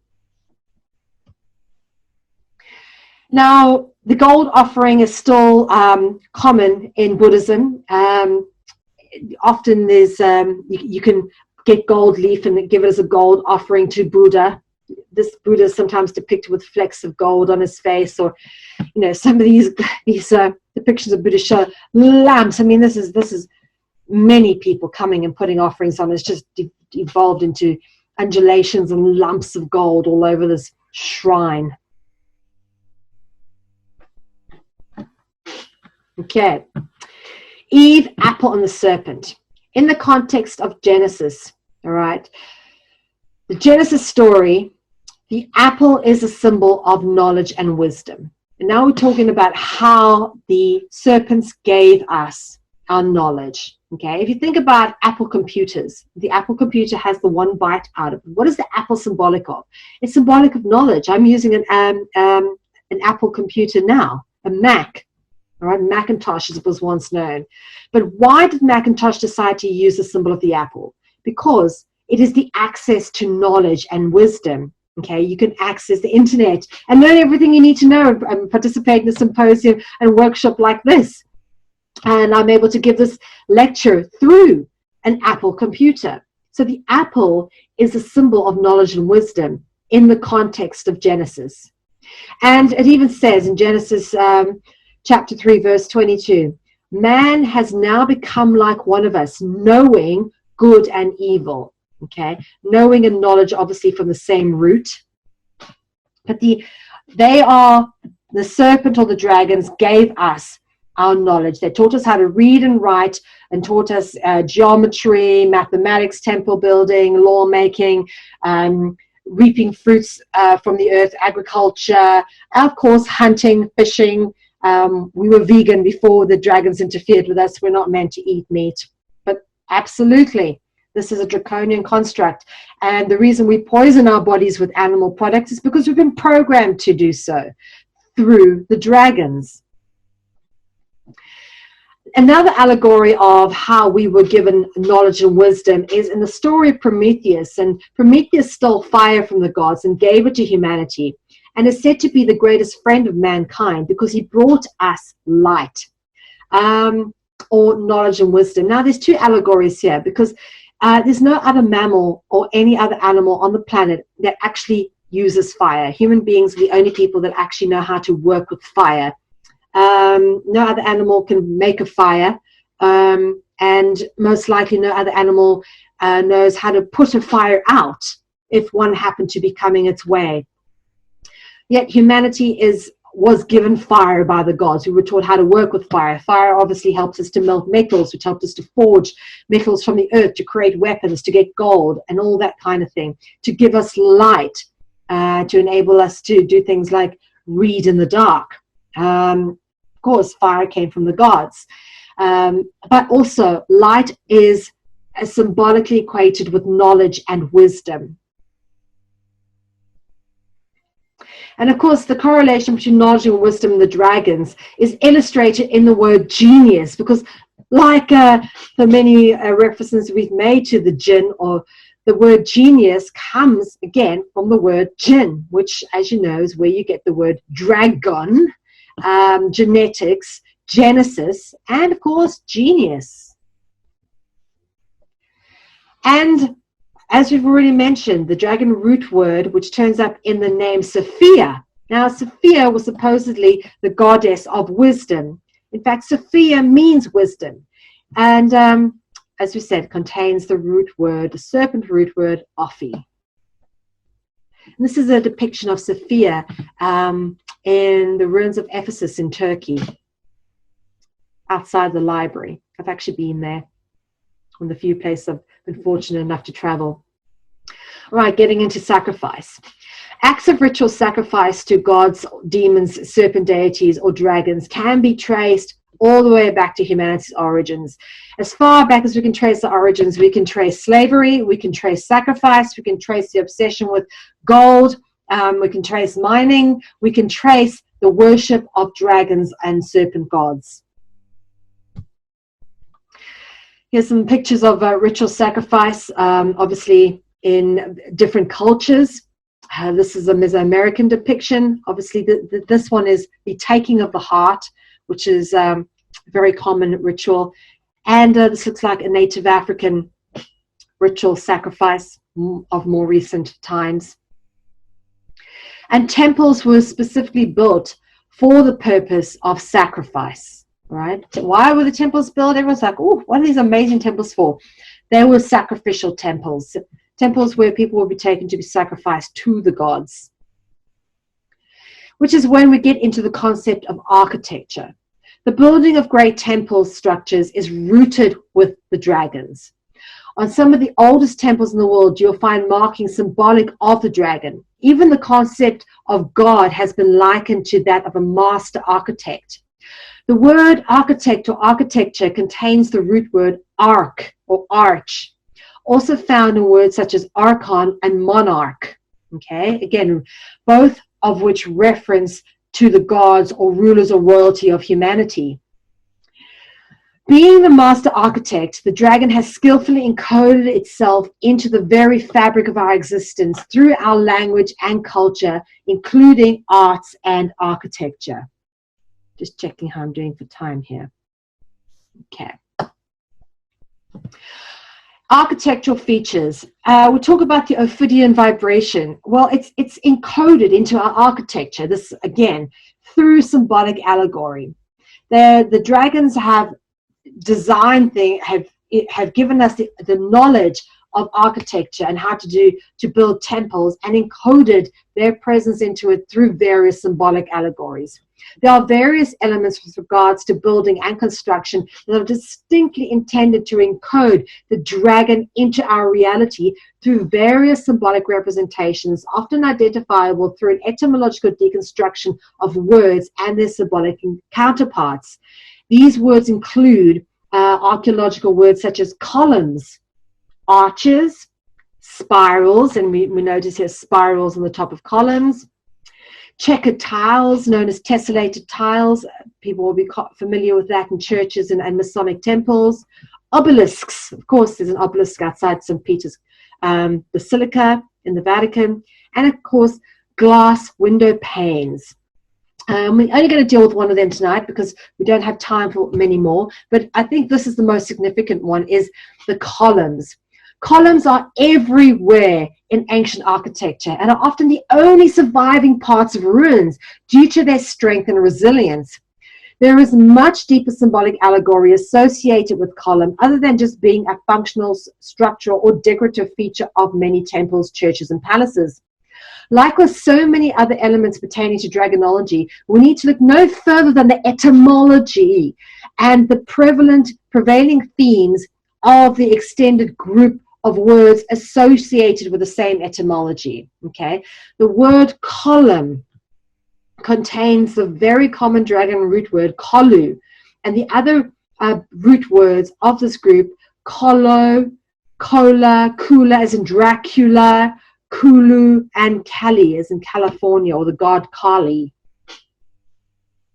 Now, why I've used this image is it shows the central altar in St. Peter's Basilica in the Vatican being represented as, the columns on it being represented as serpents. But you'll notice there's columns and arches everywhere, because I like arc, as we've already mentioned, arch is a dragon root word. You'll see arches and columns prevalent everywhere because you're encoding the dragon into the architecture through these features. And in Asia, it's not even done through symbolic allegory. They outright slap dragons all over their temples. They don't even have to do it through multi-layered allegorical constructs. Dragon temples are everywhere. I mean, you cannot go through Asia without spotting a temple with a dragon on it. I mean, this one wraps right around the dragon temple in Champagne. And this one is the Longshan temple. Okay, look how detailed this is. Unbelievably beautiful. A lot of work goes into creating these. Okay, so agrarian cultures. People often wonder why the obsession with the sun. Well, of course, without the sun, you cannot grow anything. And they had to be aware of where the sun was to know when to plant and when to harvest. So they marked the sun with various temples. You notice a lot of them line up with the solstices and equinoxes. But the gifts of astrology and of reaping fruits and of agriculture were given to them by the dragons and the gods. And the price for these gifts of knowledge required sacrifice. Okay, a sacrifice is always required. So here's a verse from Proverbs chapter 3, verses 9 to 10.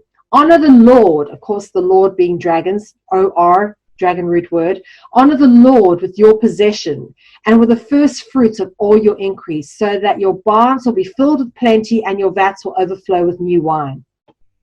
Now, I have yet to see any form of scientific proof that making a sacrifice will determine how your apple tree grows, or how your fruit orchards grow, or how your wheat in the field grows.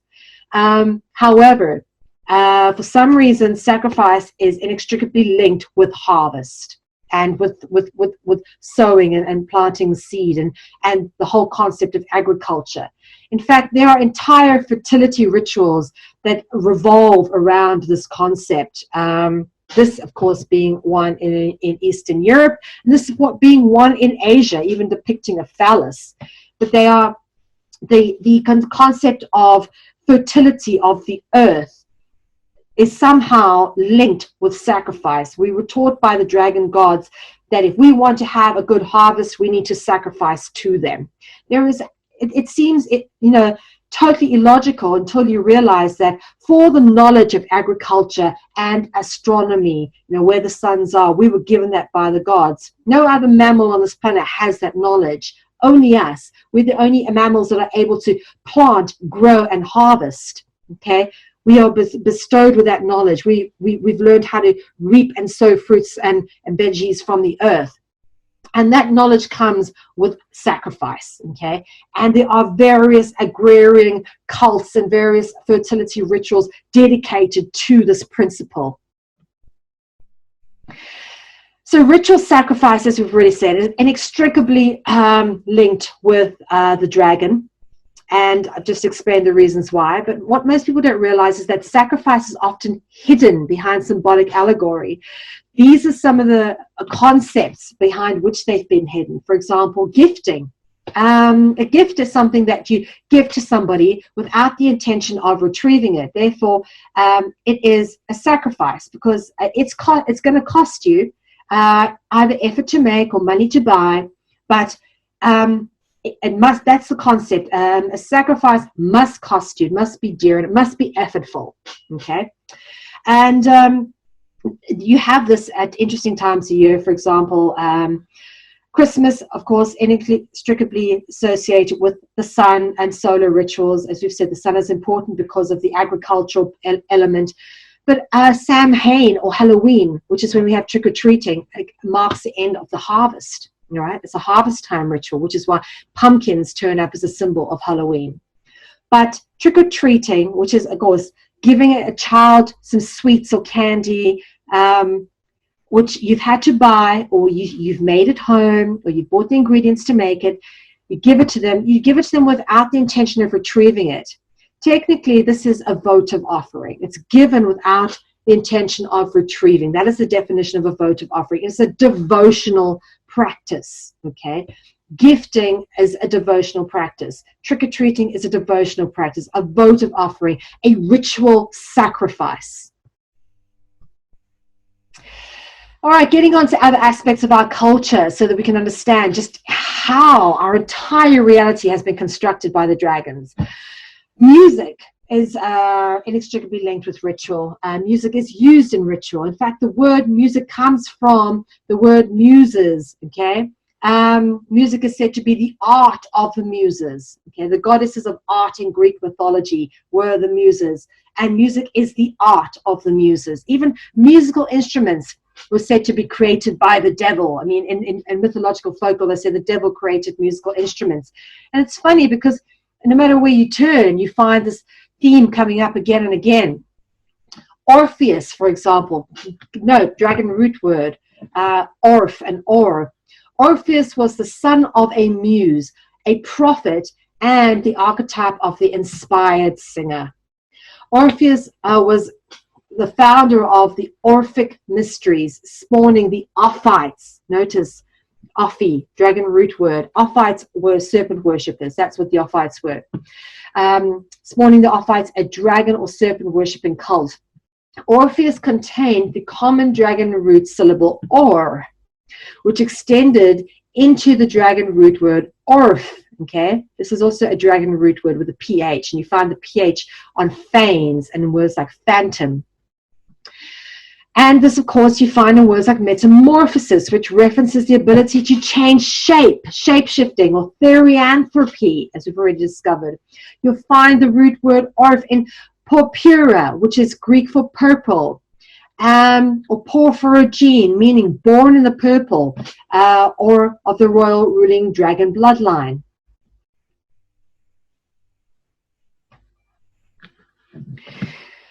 Okay, organs. Organ, obviously containing the root word or.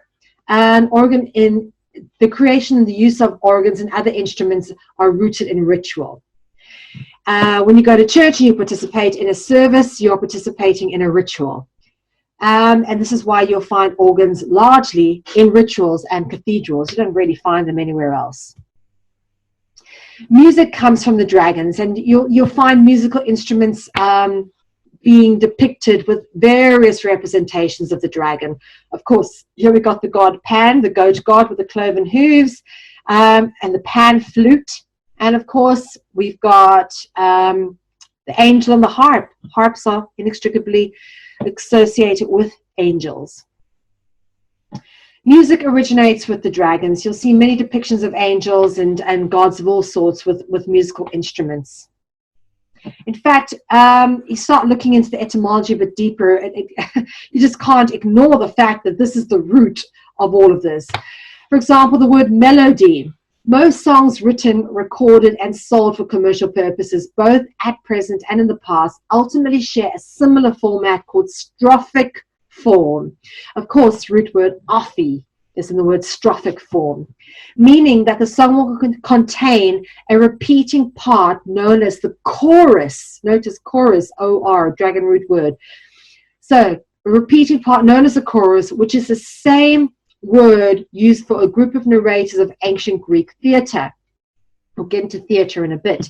Notice how all of the most important words relating to this contain the most common dragon root words, ophi and or. We keep coming across these two root words again and again.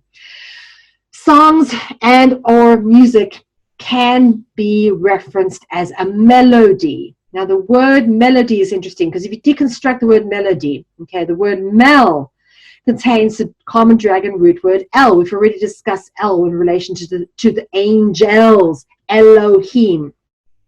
Mel also has the amended meaning of meaning dark or black. Examples of this, in other words, become apparent. For example, the word melanin, which is the pigment under your skin which darkens in the sun. It becomes more present in the sun. Melanoma, which is the cancer of that pigment. If you have too much sun, they say you get melanoma, which is skin cancer from the sun. And of course, caramel.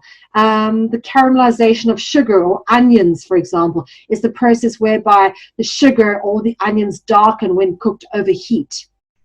Okay, so when you cook sugar, it goes dark. That is caramelization. And of course, the ode part of melody. Ode means song. And thus, the word melody literally means dark or black song, if you take the actual meaning. All right? And then dancing. Dancing being part of our cultural heritage, where did we get dancing from? I love to, shake it around the dance floor. Good fun to do, but it seems like quite a random thing, really. Well, dance has been an important part of ritual ceremony and celebrations and entertainment for a long time, and since the birth of the earliest human civilizations. Dance has been historically performed in religious or shamanic rituals, such as the rain dance, which is performed in times of drought. And of course, we mentioned theatre. Theatre containing the root THE, as we've already mentioned. Theatre arose as a performance of ritual activity that did not require initiation on the part of the spectator, unlike the sacred mysteries, but resembled the sacred mysteries and their rites in the sense that it brought purification and healing to the spectator by means of a vision known as the thema. And then, of course, plays and pantomimes. As the theatrical genre has evolved, so did the presence of the dragon. It is in theatre that we see symbolic adaptations of quintessential archetypes relating to dragonology. As always, the proof of this lies in the etymological deconstructions associated themes relating to dragons. okay, indicating the ritualistic nature of all performance. The true nature and purpose of performance eludes many aspiring and talented people, all dedicated to the art that is ultimately rooted in ritual performance, which worships dragon gods or deities. Theatre in the form of commedia dell'arte, which is a Renaissance comedy theatre. I beg your pardon for the spelling here. It's commedia dell'arte, which were a comedian troupe of bandwagon actors from Italy, appearing in Paris from about the 16th century, providing a very clear landscape of migrated dragon archetypes into theatrical genre. Clear character archetypes typify the genre of theatre, and it is here where we see the emergence of characters which have evolved and transcended through time in various representations. A central character was that of the Harlequin, best known of the Zanni, or comic servant characters of the Commedia dell'arte.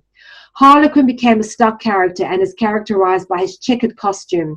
His role is that of a light-hearted, nimble, astute servant, often acting to thwart the plans of his masters and pursuing his own love interests by the name of Columbina, whilst often competing with the sterner and melancholic Pierrot. Okay.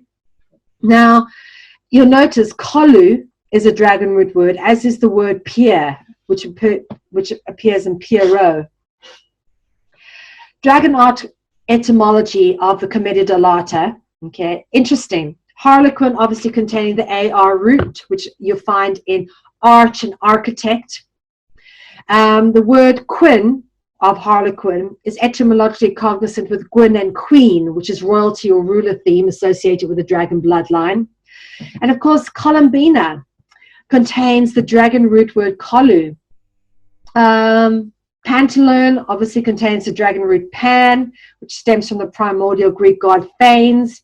Pierrot contains the dragon root word Pierre. Pierrot was the prototype for the clown or the mime, as was Harlequin. I beg your pardon. The root word clown. Clown is rooted in dragon etymology via Colu. Okay. Clown, Colu, Kulu, Kali, as we've already mentioned.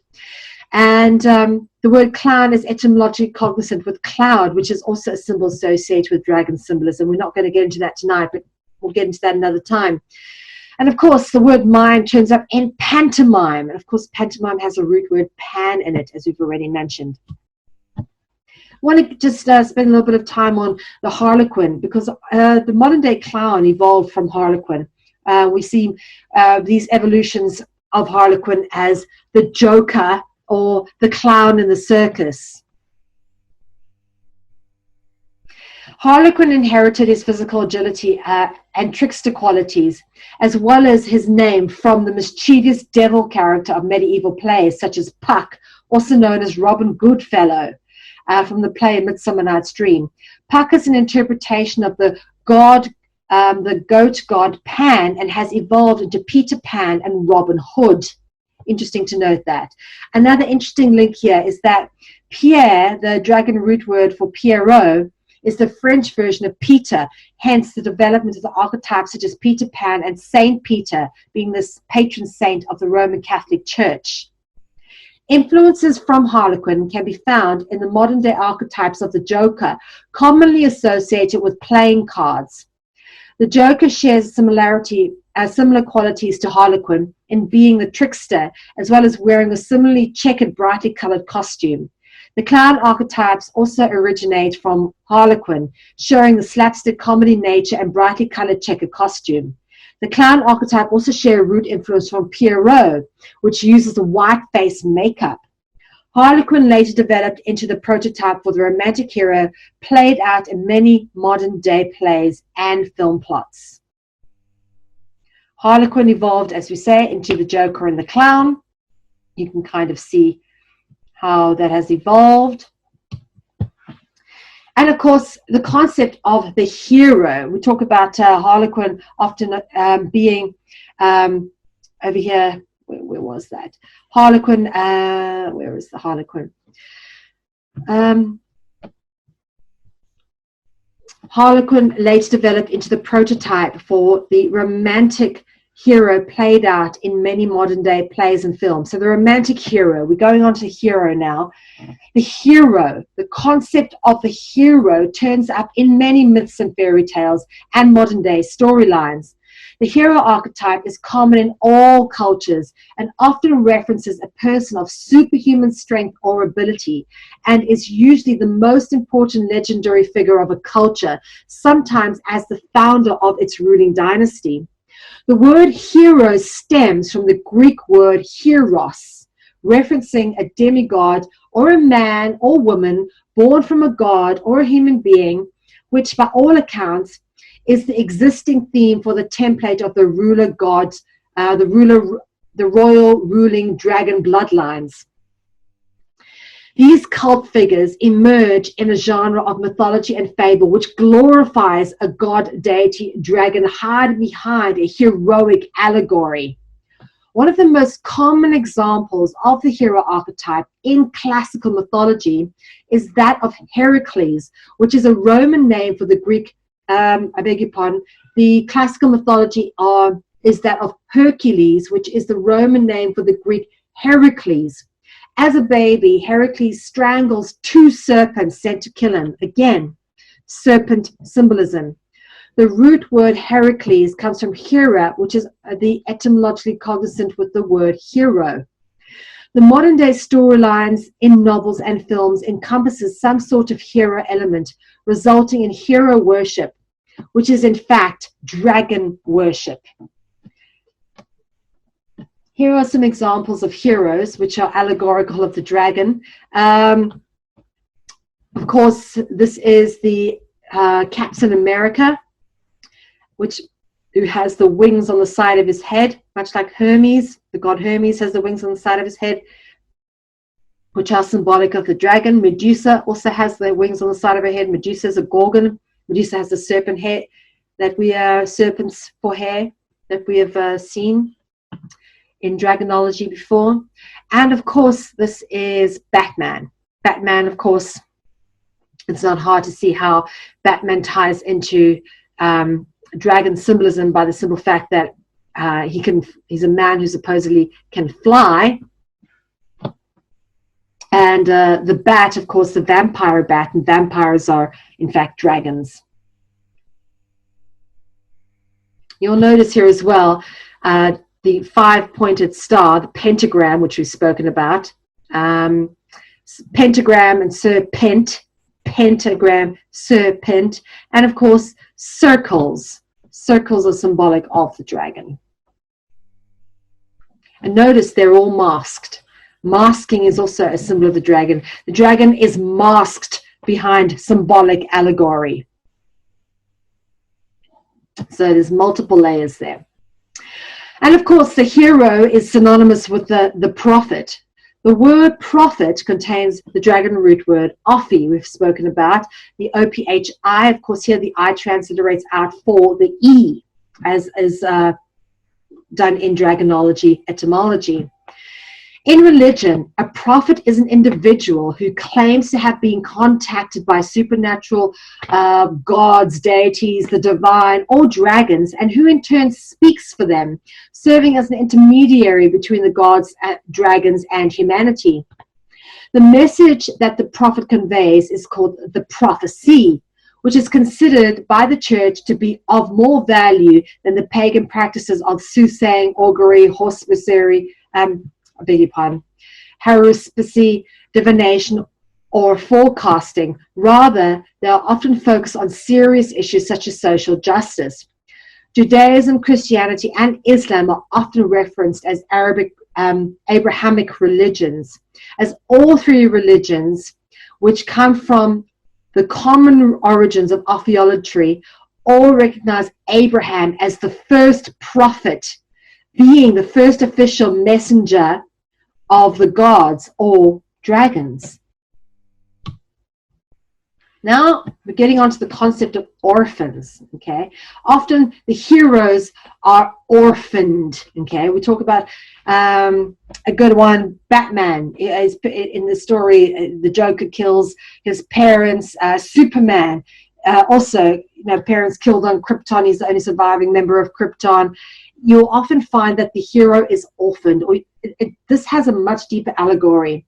We find orphans everywhere in myths, fairy tale, and fantasy fiction, such as the orphaned heroes whose parents are dead, absent, or unknown, who turn out to be Batman, Superman, the heirs to kingdoms, the destined pullers of the sword from the stone, the keys to the riddles, answers, the bearers of powerful magic. Examples of this, of course, J.R.R. Tolkien's Frodo Baggins, or J.K. Rowling's Harry Potter. If you remember, Harry Potter lived with his uncle and aunt, not his parents. Parents were killed. And of course, Philip Pullman's Lyra Belacqua in The Golden Compass. Also orphaned. The orphan archetype includes not only those characters who are literally orphaned by the death of their parents, but also children who are lost, abandoned, cast out, or even disinherited by evil step-parents. Think of Cinderella. Okay, we'll get into Cinderella in a bit. Or perhaps they are raised with supernatural captivity or reared by wild animals. Think of Remus and Romulus, who were the founders of Rome. Okay, reared by a wolf. The word orphan contains 2 key dragon root words. This is why, if it has more than one dragon root word, it is even more allegorical, even more important to take note of. Of course, containing the root words or and fan, from the root word fanes, phantom. And then, of course, the concept of the changelings. Alongside the stories of orphan heroes is another deep cachet of tales on the stolen child theme, where children are whisked away by fairies, angels, demons, jinn, or gypsies, sometimes reappearing many years later and sometimes never seen again, or sometimes they are swapped around for other children, sometimes known as changelings, which are of a dragon lineage. Now, I want to just point this out here because this is a painting of the changing of St. Peter, and you'll see this is St. Peter being swapped out for being by a devil, angel, dragon, and this one also has horns over here. So this is obviously a dragon offspring being swapped out for this one. One story we find repeated in myths and sacred texts around the world is the story of a great prophet or leader who is abandoned at infancy. Moses, for example, was born in Egypt at a time when the pharaohs had condemned all Hebrew males to be drowned at the Nile at birth.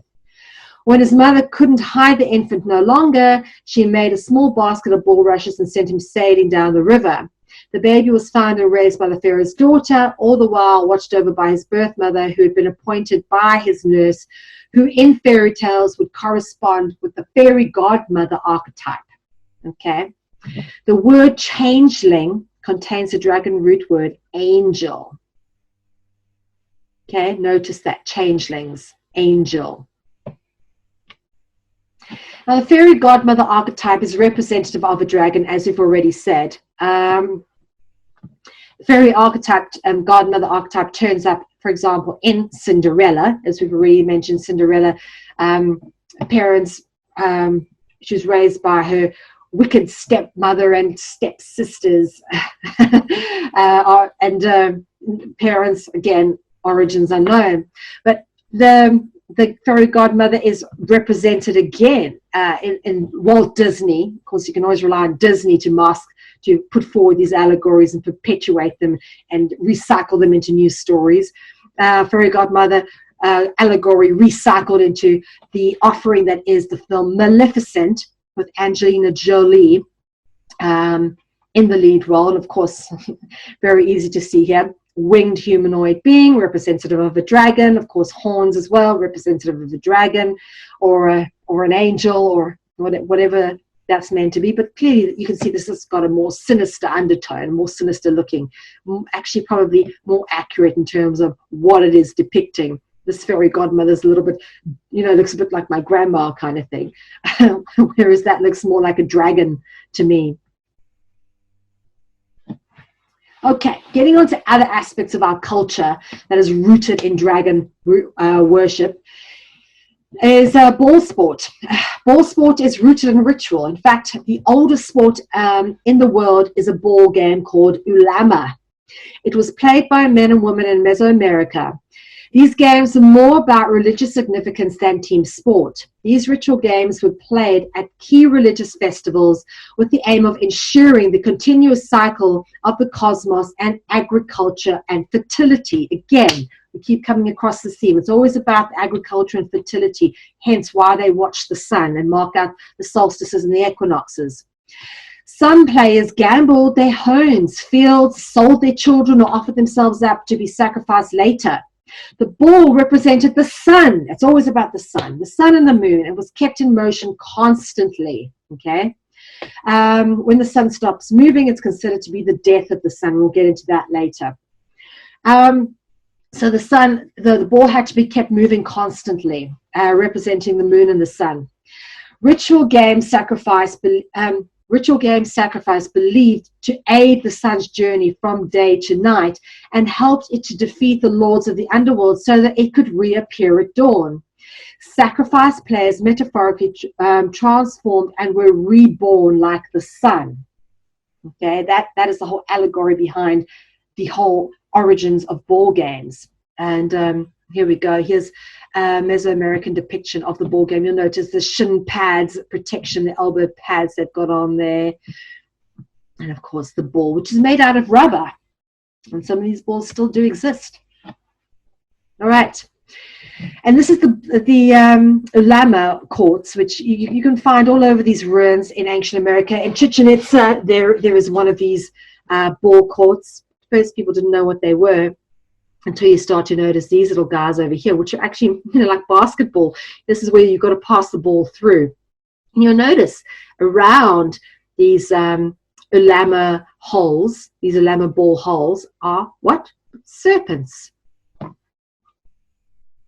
Here they are.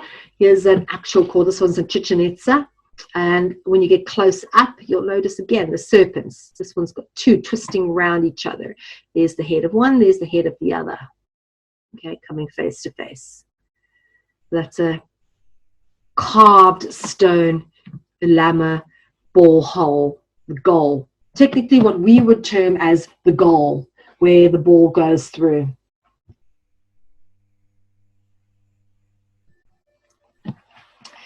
Ball sport is ritual. This is a fact. In fact, most ball sports that we know today were invented by people who participate in a lot of rituals, being the Masons, the Freemasons. Football was invented by the Freemasons. Okay, the Football Association was founded on the 26th of October, 1863, at the Freemasons Tavern, or the Freemasons Arms, in London. Here it is.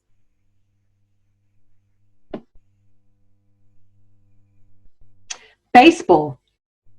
Okay, baseball was invented by Freemasons as well, and you can see this by the layout of the field. They've actually made it look like the square and compass. I mean, it's the only sport that has a diamond-shaped pitch, because that is the shape that is used by the Masons. It's this diamond shape.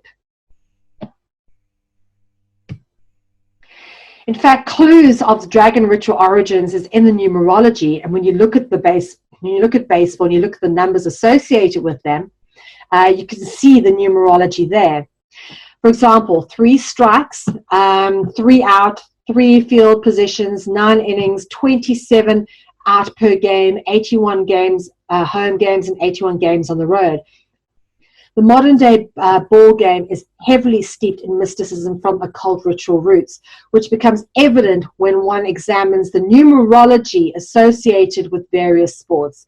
This is especially evident in games such as baseball, which contains numbers which are all multiples or divisibles of 3 and 9, which are important numbers in numerology. Of course, 9 is 3 times 3. And you've got this turning up again in basketball. Basketball, the original game, was played with 9 players on a team.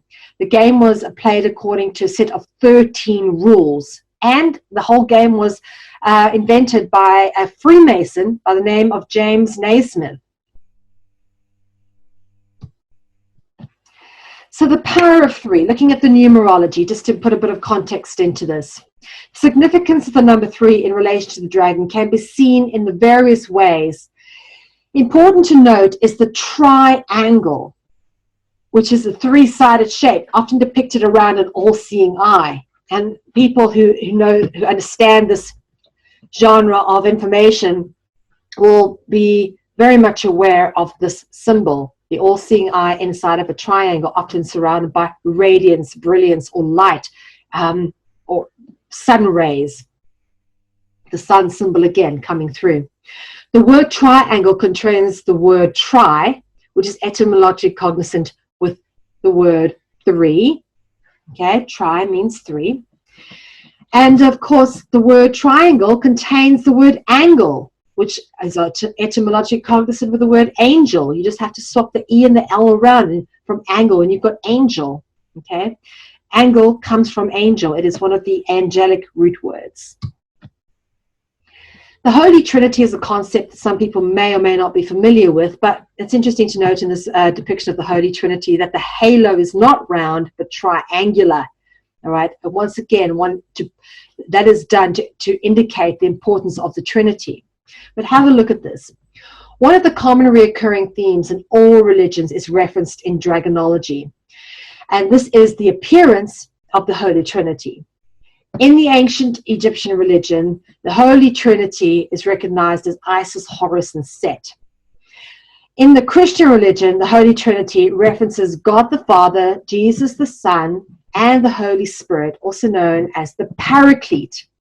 The Holy Spirit is often depicted as a dove or a bird.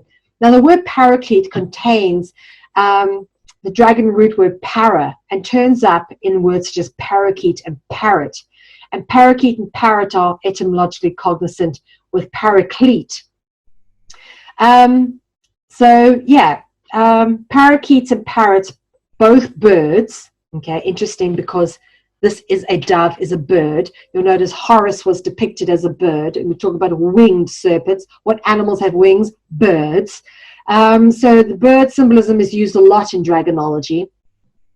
And of course, the para root word comes up in the root word group para, pala, and pio, which we'll get a little bit more into this just now.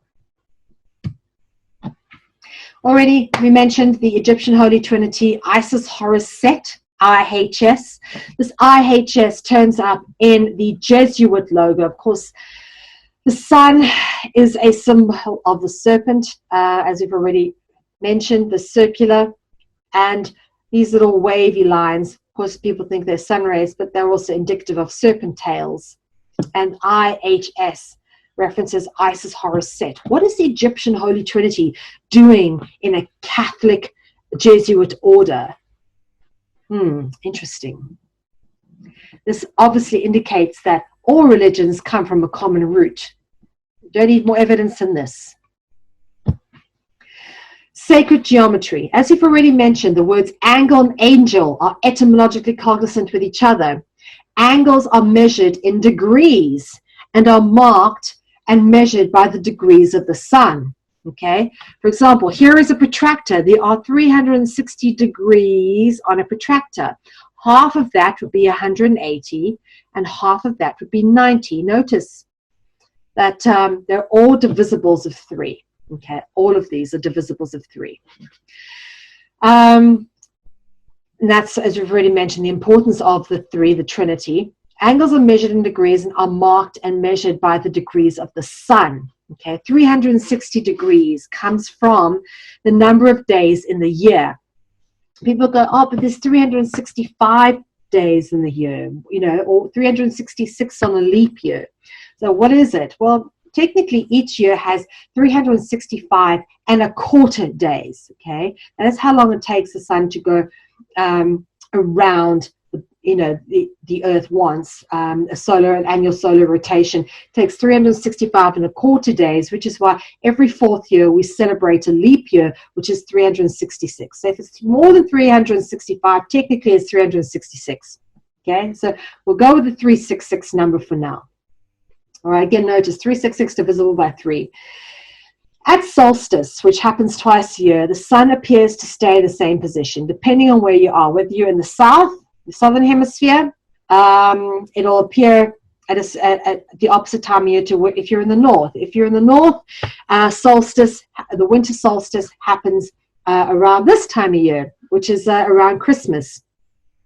In summer, in the southern hemisphere, summer happens in July. Beg your pardon, winter happens in July, and their winter solstice would be at that time of year. So 2 times a year, the sun goes into solstice. What does solstice mean? Solstice comes from the word solstinium, which means sun stopping. Okay, the sun appears to stop in the sky. You've got winter solstice and summer solstice. 2 times a year, the sun appears to stop in the sky. Once in the northern hemisphere, it appears to stop in the sky. Once in the southern hemisphere, it appears to stop in the sky. And it appears to stop for 3 days. Okay, the sun seems to be dead for 3 days. And as I said, anything which stops moving for 3 days is said to be dead. Okay, anything that doesn't move for 3 days is dead. So as it happens twice a year, winter solstice and summer solstice, 3 times 2 is 6. So 3 days of the year in winter, the sun stops. 3 days of the year in summer, which is actually winter in the southern hemisphere, the sun appears to stop. So if you take the 366 and you take away the 6 days that the sun is not moving, you're left with 360, which is where you get the 360 degrees on the protractor.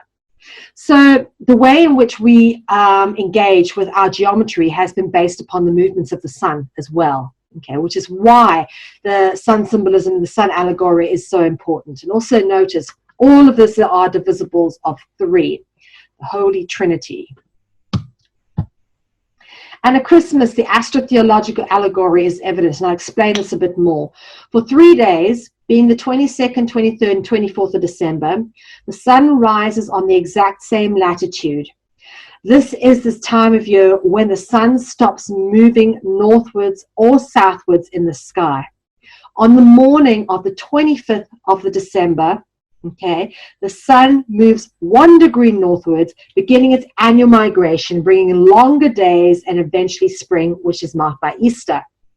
Therefore, God's sun, S-O-N-S-U-N, etymologically cognizant with each other, God's sun was considered to have died for 3 days, because anything which stops moving for 3 days is considered to be dead, okay? Considered to have died for 3 days and was born again, or was born or reborn on the 25th of December, which is where we get the story of the birth of the Son of God being Jesus Christ. All right, and you'll notice that it's all astrotheological. They talk about the star in the east, which is Sirius, that the 3 kings were guided to the birthplace of Jesus, okay, which is where the sun comes up, by the 3 kings. And if you look in the sky, the 3 kings is actually the 3 kings of Orion's belt, right? 3 stars of Orion's belt. And what they do is they point to the place. If you draw a straight line from there to Sirius, okay, and then a straight line down, it marks the place on the horizon where the sun rises at Christmas time, which is where you get the story of the 3 kings followed the star in the east to the birthplace of Jesus, which is, of course, Jesus represents the sun god. Jesus was always a sun god, and this is common. The various solar deities that came before Jesus all somehow were born on the 25th of December, and just a coincidence, no, not just a coincidence. This is deep symbolic allegory we're talking about here. All solar deities. In fact, initiated artists were all aware of this deep allegory.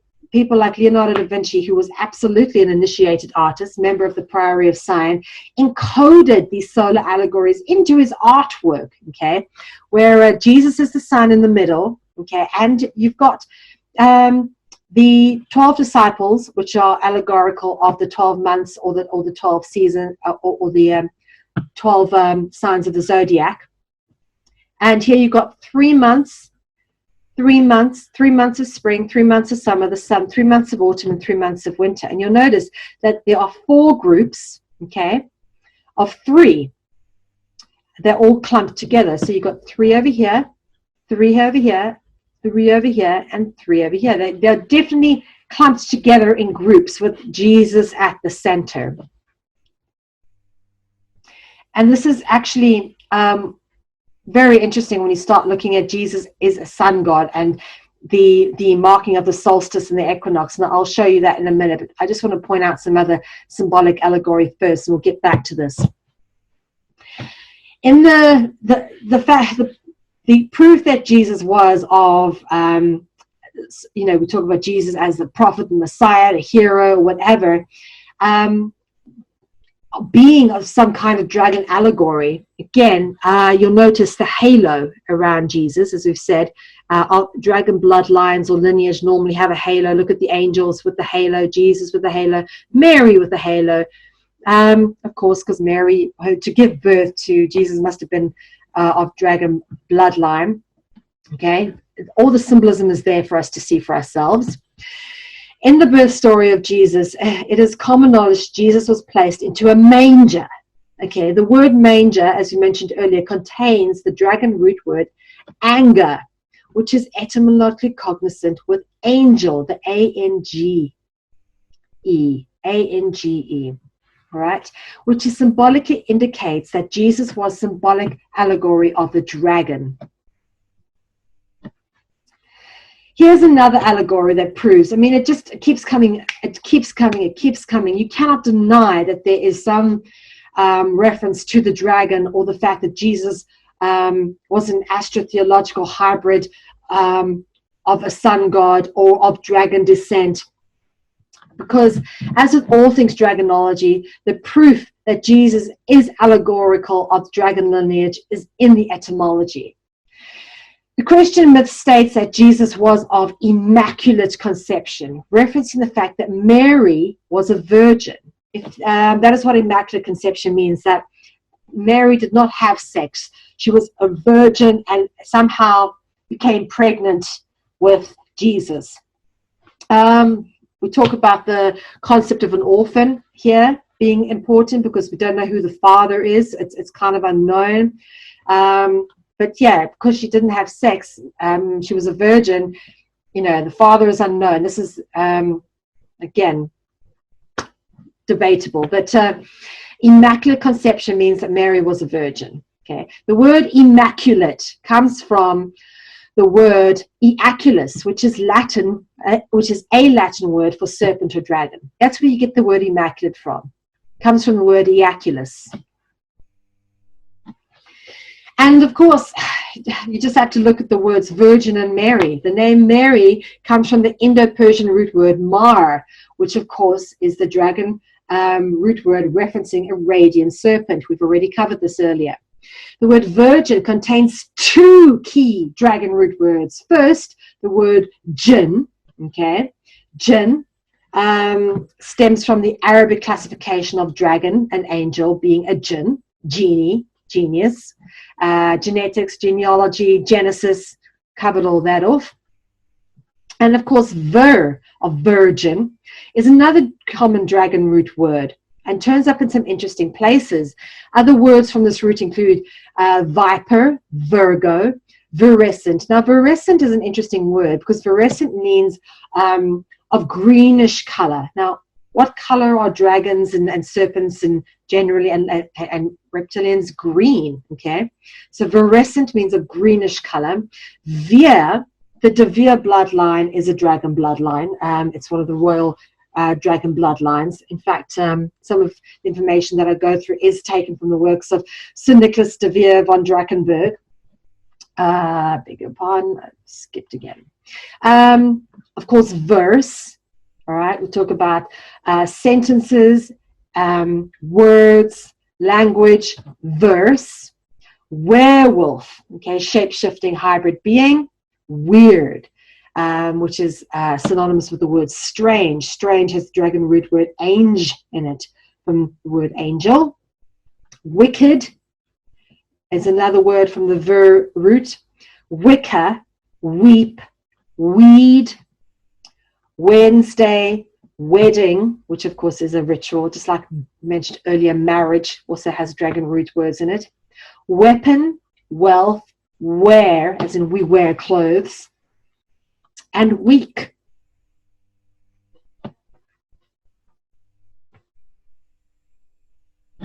Notice, we did, just going back here, we spoke about 7 being a sacred number.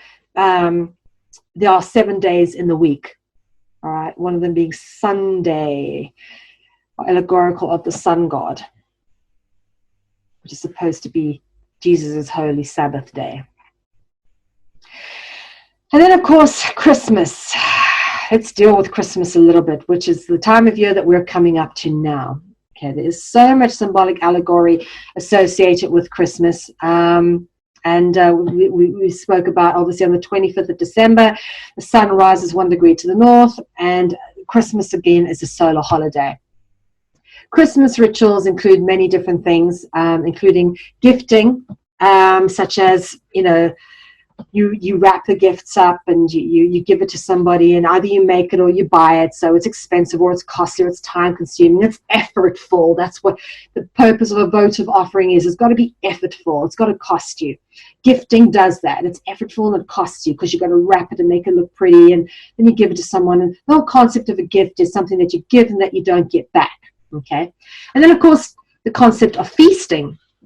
Feasting is a very common thing done at Christmas, giving gifts and having a Christmas feast. Those are the 2 main rituals, besides, of course, decorating the tree and putting a tree up with lights. That's the other main ritual that's practiced at Christmas. But yeah, there are so many rituals that sort of come in at this time of year that are allegorical of dragon serpent worship. And of course, feasting. Okay, feasting is where you get the word festival from. Music is central to ritual. We've already spoken about where music comes from. Music is central to ritual traditions and celebrations, and you always find music at festivals and parties. I mean, what's a party without music? Festivals can be considered to be a big party, whereas a party can be elaborate or can be a relatively modest affair. The word party contains the dragon root word para, which we've already gone into. You get the root. Para is obviously the root word of pharaoh, indicating dragon royalty. The word festival contains the etymological root cognizant with the word feast, which references an abundant meal or the process of eating as part of a ritual celebration. Feast is etymologically cognizant with fast, which is also a ritual celebration, but involves the opposite of feasting, being the foregoing of food for the purposes of devotion to or worship of a particular cultural deity, such as the case with the Islamic tradition of Ramadan, where they feast from sunrise to sunset for 40 days. And of course, many street festivals will have some sort of parade. The dragon parade is very common in China, where they parade dragons through the street. And parades is an organized ritual of processions and costumed or masked performers, often having dancers, musicians, and music. The word parade contains the dragon root word para. Again, para. And of course, fair. We're talking about parties, festivals, fairs. A fair or a fair ground in the modern context can reference markets or a place of amusements where you'll find roller coasters and bumper cars and all that kind of thing. One of the most common features of a fairground is a Ferris wheel. I've yet to see a fairground without a Ferris wheel. It's a pretty lame fair if it doesn't have a Ferris wheel.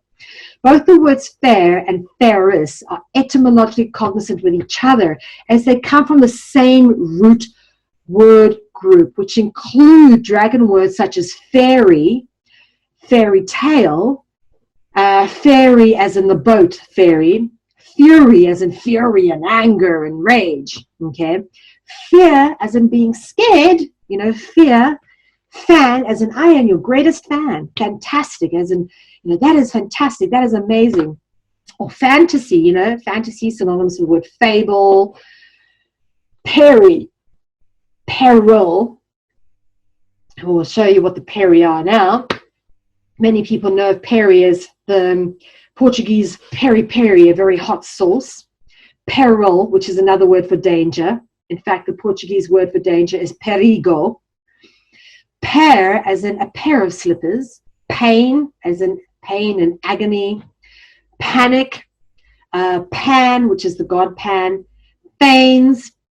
Peel, which I'll show you peel and what it means now. Pear and pear, the fruit known as a pear. These are what commonly, these are common depictions of fairies, okay? Fairies are normally depicted as these beautiful beings, but obviously humanoid beings, again, with wings. Whenever we see wings on a humanoid being, dragons are being symbolically referenced. It doesn't matter how cutesy and beautiful they are, okay? One of the main things about the dragons is they have a knack of putting a glamour on things, okay? When they, making it look all gorgeous and beautiful, when in fact they're serpentine beings rather than looking anything like this. But this is how they symbolically represent themselves. Notice this little fairy wearing a crown, symbolic of royalty. And of course, fairy tale, we get the word fairy tale from the fairy. The words myth and legend are synonymous with the concept of a fairy tale, which are often comprised of storylines and symbolism with multi-layered symbolism and allegories of the dragon. The word tail references the serpent's tail, okay? The tail of the dragon. It's a fairy tale, okay? It's a serpent's tail. It's a dragon's tail. It's the long tail of the dragon, of the serpent. Now, fairy and fury, etymologically cognizant with each other. But when you look up the furies in Greek mythology, again, they are humanoid beings with wings, right? Same symbolism coming through, but often depicted wrapped in serpents, okay? The furies are chthonic deities, meaning they are deities of the earth, born from the earth, and that live in the underworld, supposedly. But the furies, all right, it's where you get the word fury from. And it's interesting because the word anger also comes from the word angel, right? The fury and anger are pretty much synonymous words that mean the same thing. It's funny, you get the similar theme coming through. Then you've got the peri. Now the peri, obviously, peri is etymologically cognizant with fairy. And peri is the Persian classification of an angel or a fairy or a dragon. This is an 18th century depiction of a peri, okay, in Persia. And this is the story, a picture from the story of Peri Banu. This is Peri Banu and Prince Ahmed. Notice Prince, again, royalty. Spoke about Peor earlier. The dragon root word Peor is commonly found as the second part of the name Baal Peor. Okay, Baal Peor. And Baal Peor is depicted or interpreted as both male and female. Now, this is I just love coming across these really ancient illustrations, these old illustrations. Have a look at this. This is a print from the Philip Medhurst collection of the Bible illustrations, and it's in possession of Reverend Philip De Vere. Again, I mentioned the De Vere bloodline is a dragon reptilian bloodline. And Philip De Vere is in possession of this particular illustration, which shows Baal Peor being worshipped as a female. It's debatable. It's a huge controversy whether Baal was in fact male or female, but I suggest that he is or she is represented in both aspects. You'll notice here, represented with serpent tails. Here's the serpent tail coming out the bottom, and of course multi-breasted, like the goddess Artemis. Baal Peor Artemis is often depicted with these breasts. Okay, this is obviously a fountain in Italy, and this is a marble sculpture of Baal Peor or Artemis, also known as Diana. Artemis is commonly also known as Diana, sometimes also known as Semiramis. Artemis, Semiramis, Diana is the mother goddess figure worshipped under dragonology. And Baal Peor Moloch is the male aspect, okay? Baal Peor is often referenced as Moloch. Moloch is often depicted in a male countenance. But again, notice the wings over here. But often depicted as a bull with a bull's head. You'll notice a bull. Bull being etymologically cognizant with Baal, okay, and ball, as in ball game, which is a ritual. And babies were often sacrificed. You'll see someone here giving their baby to Moloch, again, indicative of ritual sacrifice. But if you look for much deeper into research, you'll notice that Moloch is also sometimes represented as female. And there's this controversy, this whole gender bender question of whether the god was male or female. These dragon gods are male or female. But there's also evidence to suggest that they were both, okay, that they weren't male or they weren't female. They were actually asexual. And this comes across when you start looking at gods like these hybridized gods like Hermaphrodite, which is actually a fusion of Hermes and Aphrodite. Okay, an example of cross-genderization of the gods. Okay, you'll notice female hair, female breasts, and of course a male phallus. Here again, the erect male phallus with the feminine breasts and hair and very feminine face. So yeah, Hermaphrodite comes from Hermes and Aphrodite, male and female mixed into one god. And this fusion of the gods is quite common as well. You'll notice that this happens quite a lot. Here's the depiction of what Hermes actually looks like. Hermes is said to be serpentipedous, meaning dragon-footed, meaning he's got wings on his feet. Okay, wings on the feet. Okay, wings always symbolic of the gods, especially if they're placed in odd places like on the feet, on the head, or on the staff. This is the caduceus. Okay, the staff of Hermes, which has the twisting serpents. Again, the serpents always turn up with the wings at the edge there. When you mix Hermes with Anubis, which is the dog god, okay, Anubis was the god of judgment. You weighed your heart against a feather, the feather of Mart. Your heart was weighed against the feather. If your heart was heavier than the feather, you went to hell, supposedly. If it wasn't, there's other places that you went. There's various levels in the underworld. But Anubis was the one who determined that. He was the judge. Again, the j sound coming up. The J-D-G is found in the word judge. And you are judged by Anubis in the Egyptian underworld.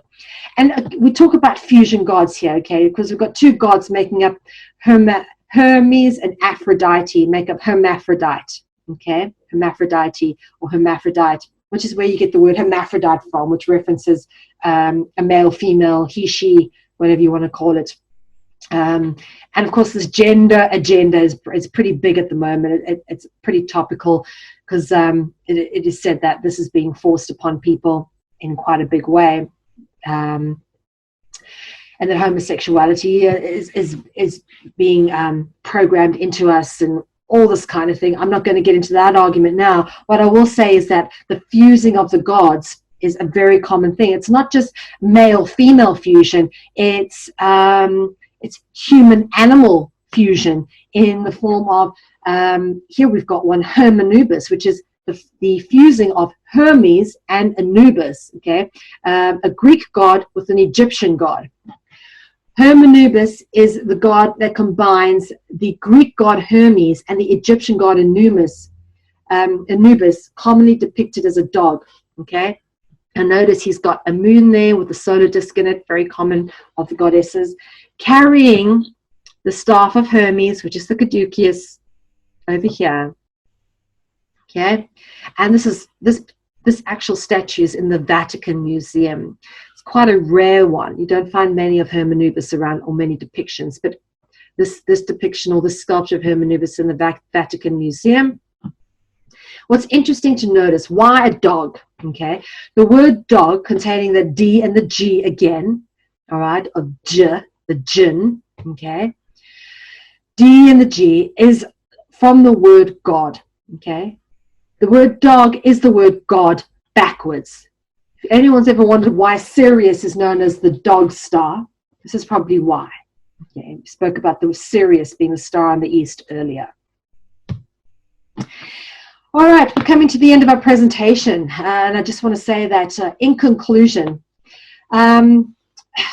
these, I'm going to give you a list of words over here. These are all words that are composed of dragon root words. Notice the negative connotations, okay?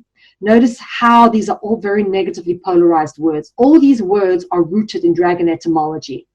Fear, fury, pain, panic, anger, danger, peril, hostile, suffer, scare, terror, doom, war, rage, I got war again, sorry, sword, spear, and gun, okay? All of these words are rooted in dragon etymology, and I haven't gone through all of them, but I mean, if I have to deconstruct hostile for you, where it comes from, host and hostile and hostia, peril, as I said, the Portuguese word for danger is perigo, which comes from the word peril. I mean, if you start looking at all of this and actually deconstructing this, we spoke about the word pair earlier, spear, just put the S on there, and then you've got spear, gun obviously comes from jinn. All these words come from dragon root origins, okay? It's a very, very common understanding when you start to look at the words and how they are formed. Look at how negatively polarized these words actually are. In fact, when you look at things like happy, fun, joy, you cannot find dragonology or dragon etymology in any of those words, okay? It doesn't exist. In the positively polarized words, there is no dragon etymology. Simple, all right? But you look at these words, they all have dragon etymology in them, which says a lot about the way our reality is constructed. The dragon is known as the deceiver, having hidden its true form and lineage from mainstream knowledge by masking themselves with symbolic allegory, not only in our present reality, but throughout history. In various myths and fairy tales, there exists key symbolic indicators that are often comprised of multi-layered symbols that, if properly understood, reveal the existence of the dragon and the dragon bloodline, which is intricately interwoven into the very fabric of our culture without common knowledge. Only those highly initiated in occult circles will have gained the knowledge necessary to decipher these complex symbols that we decipher throughout the journey into dragonology.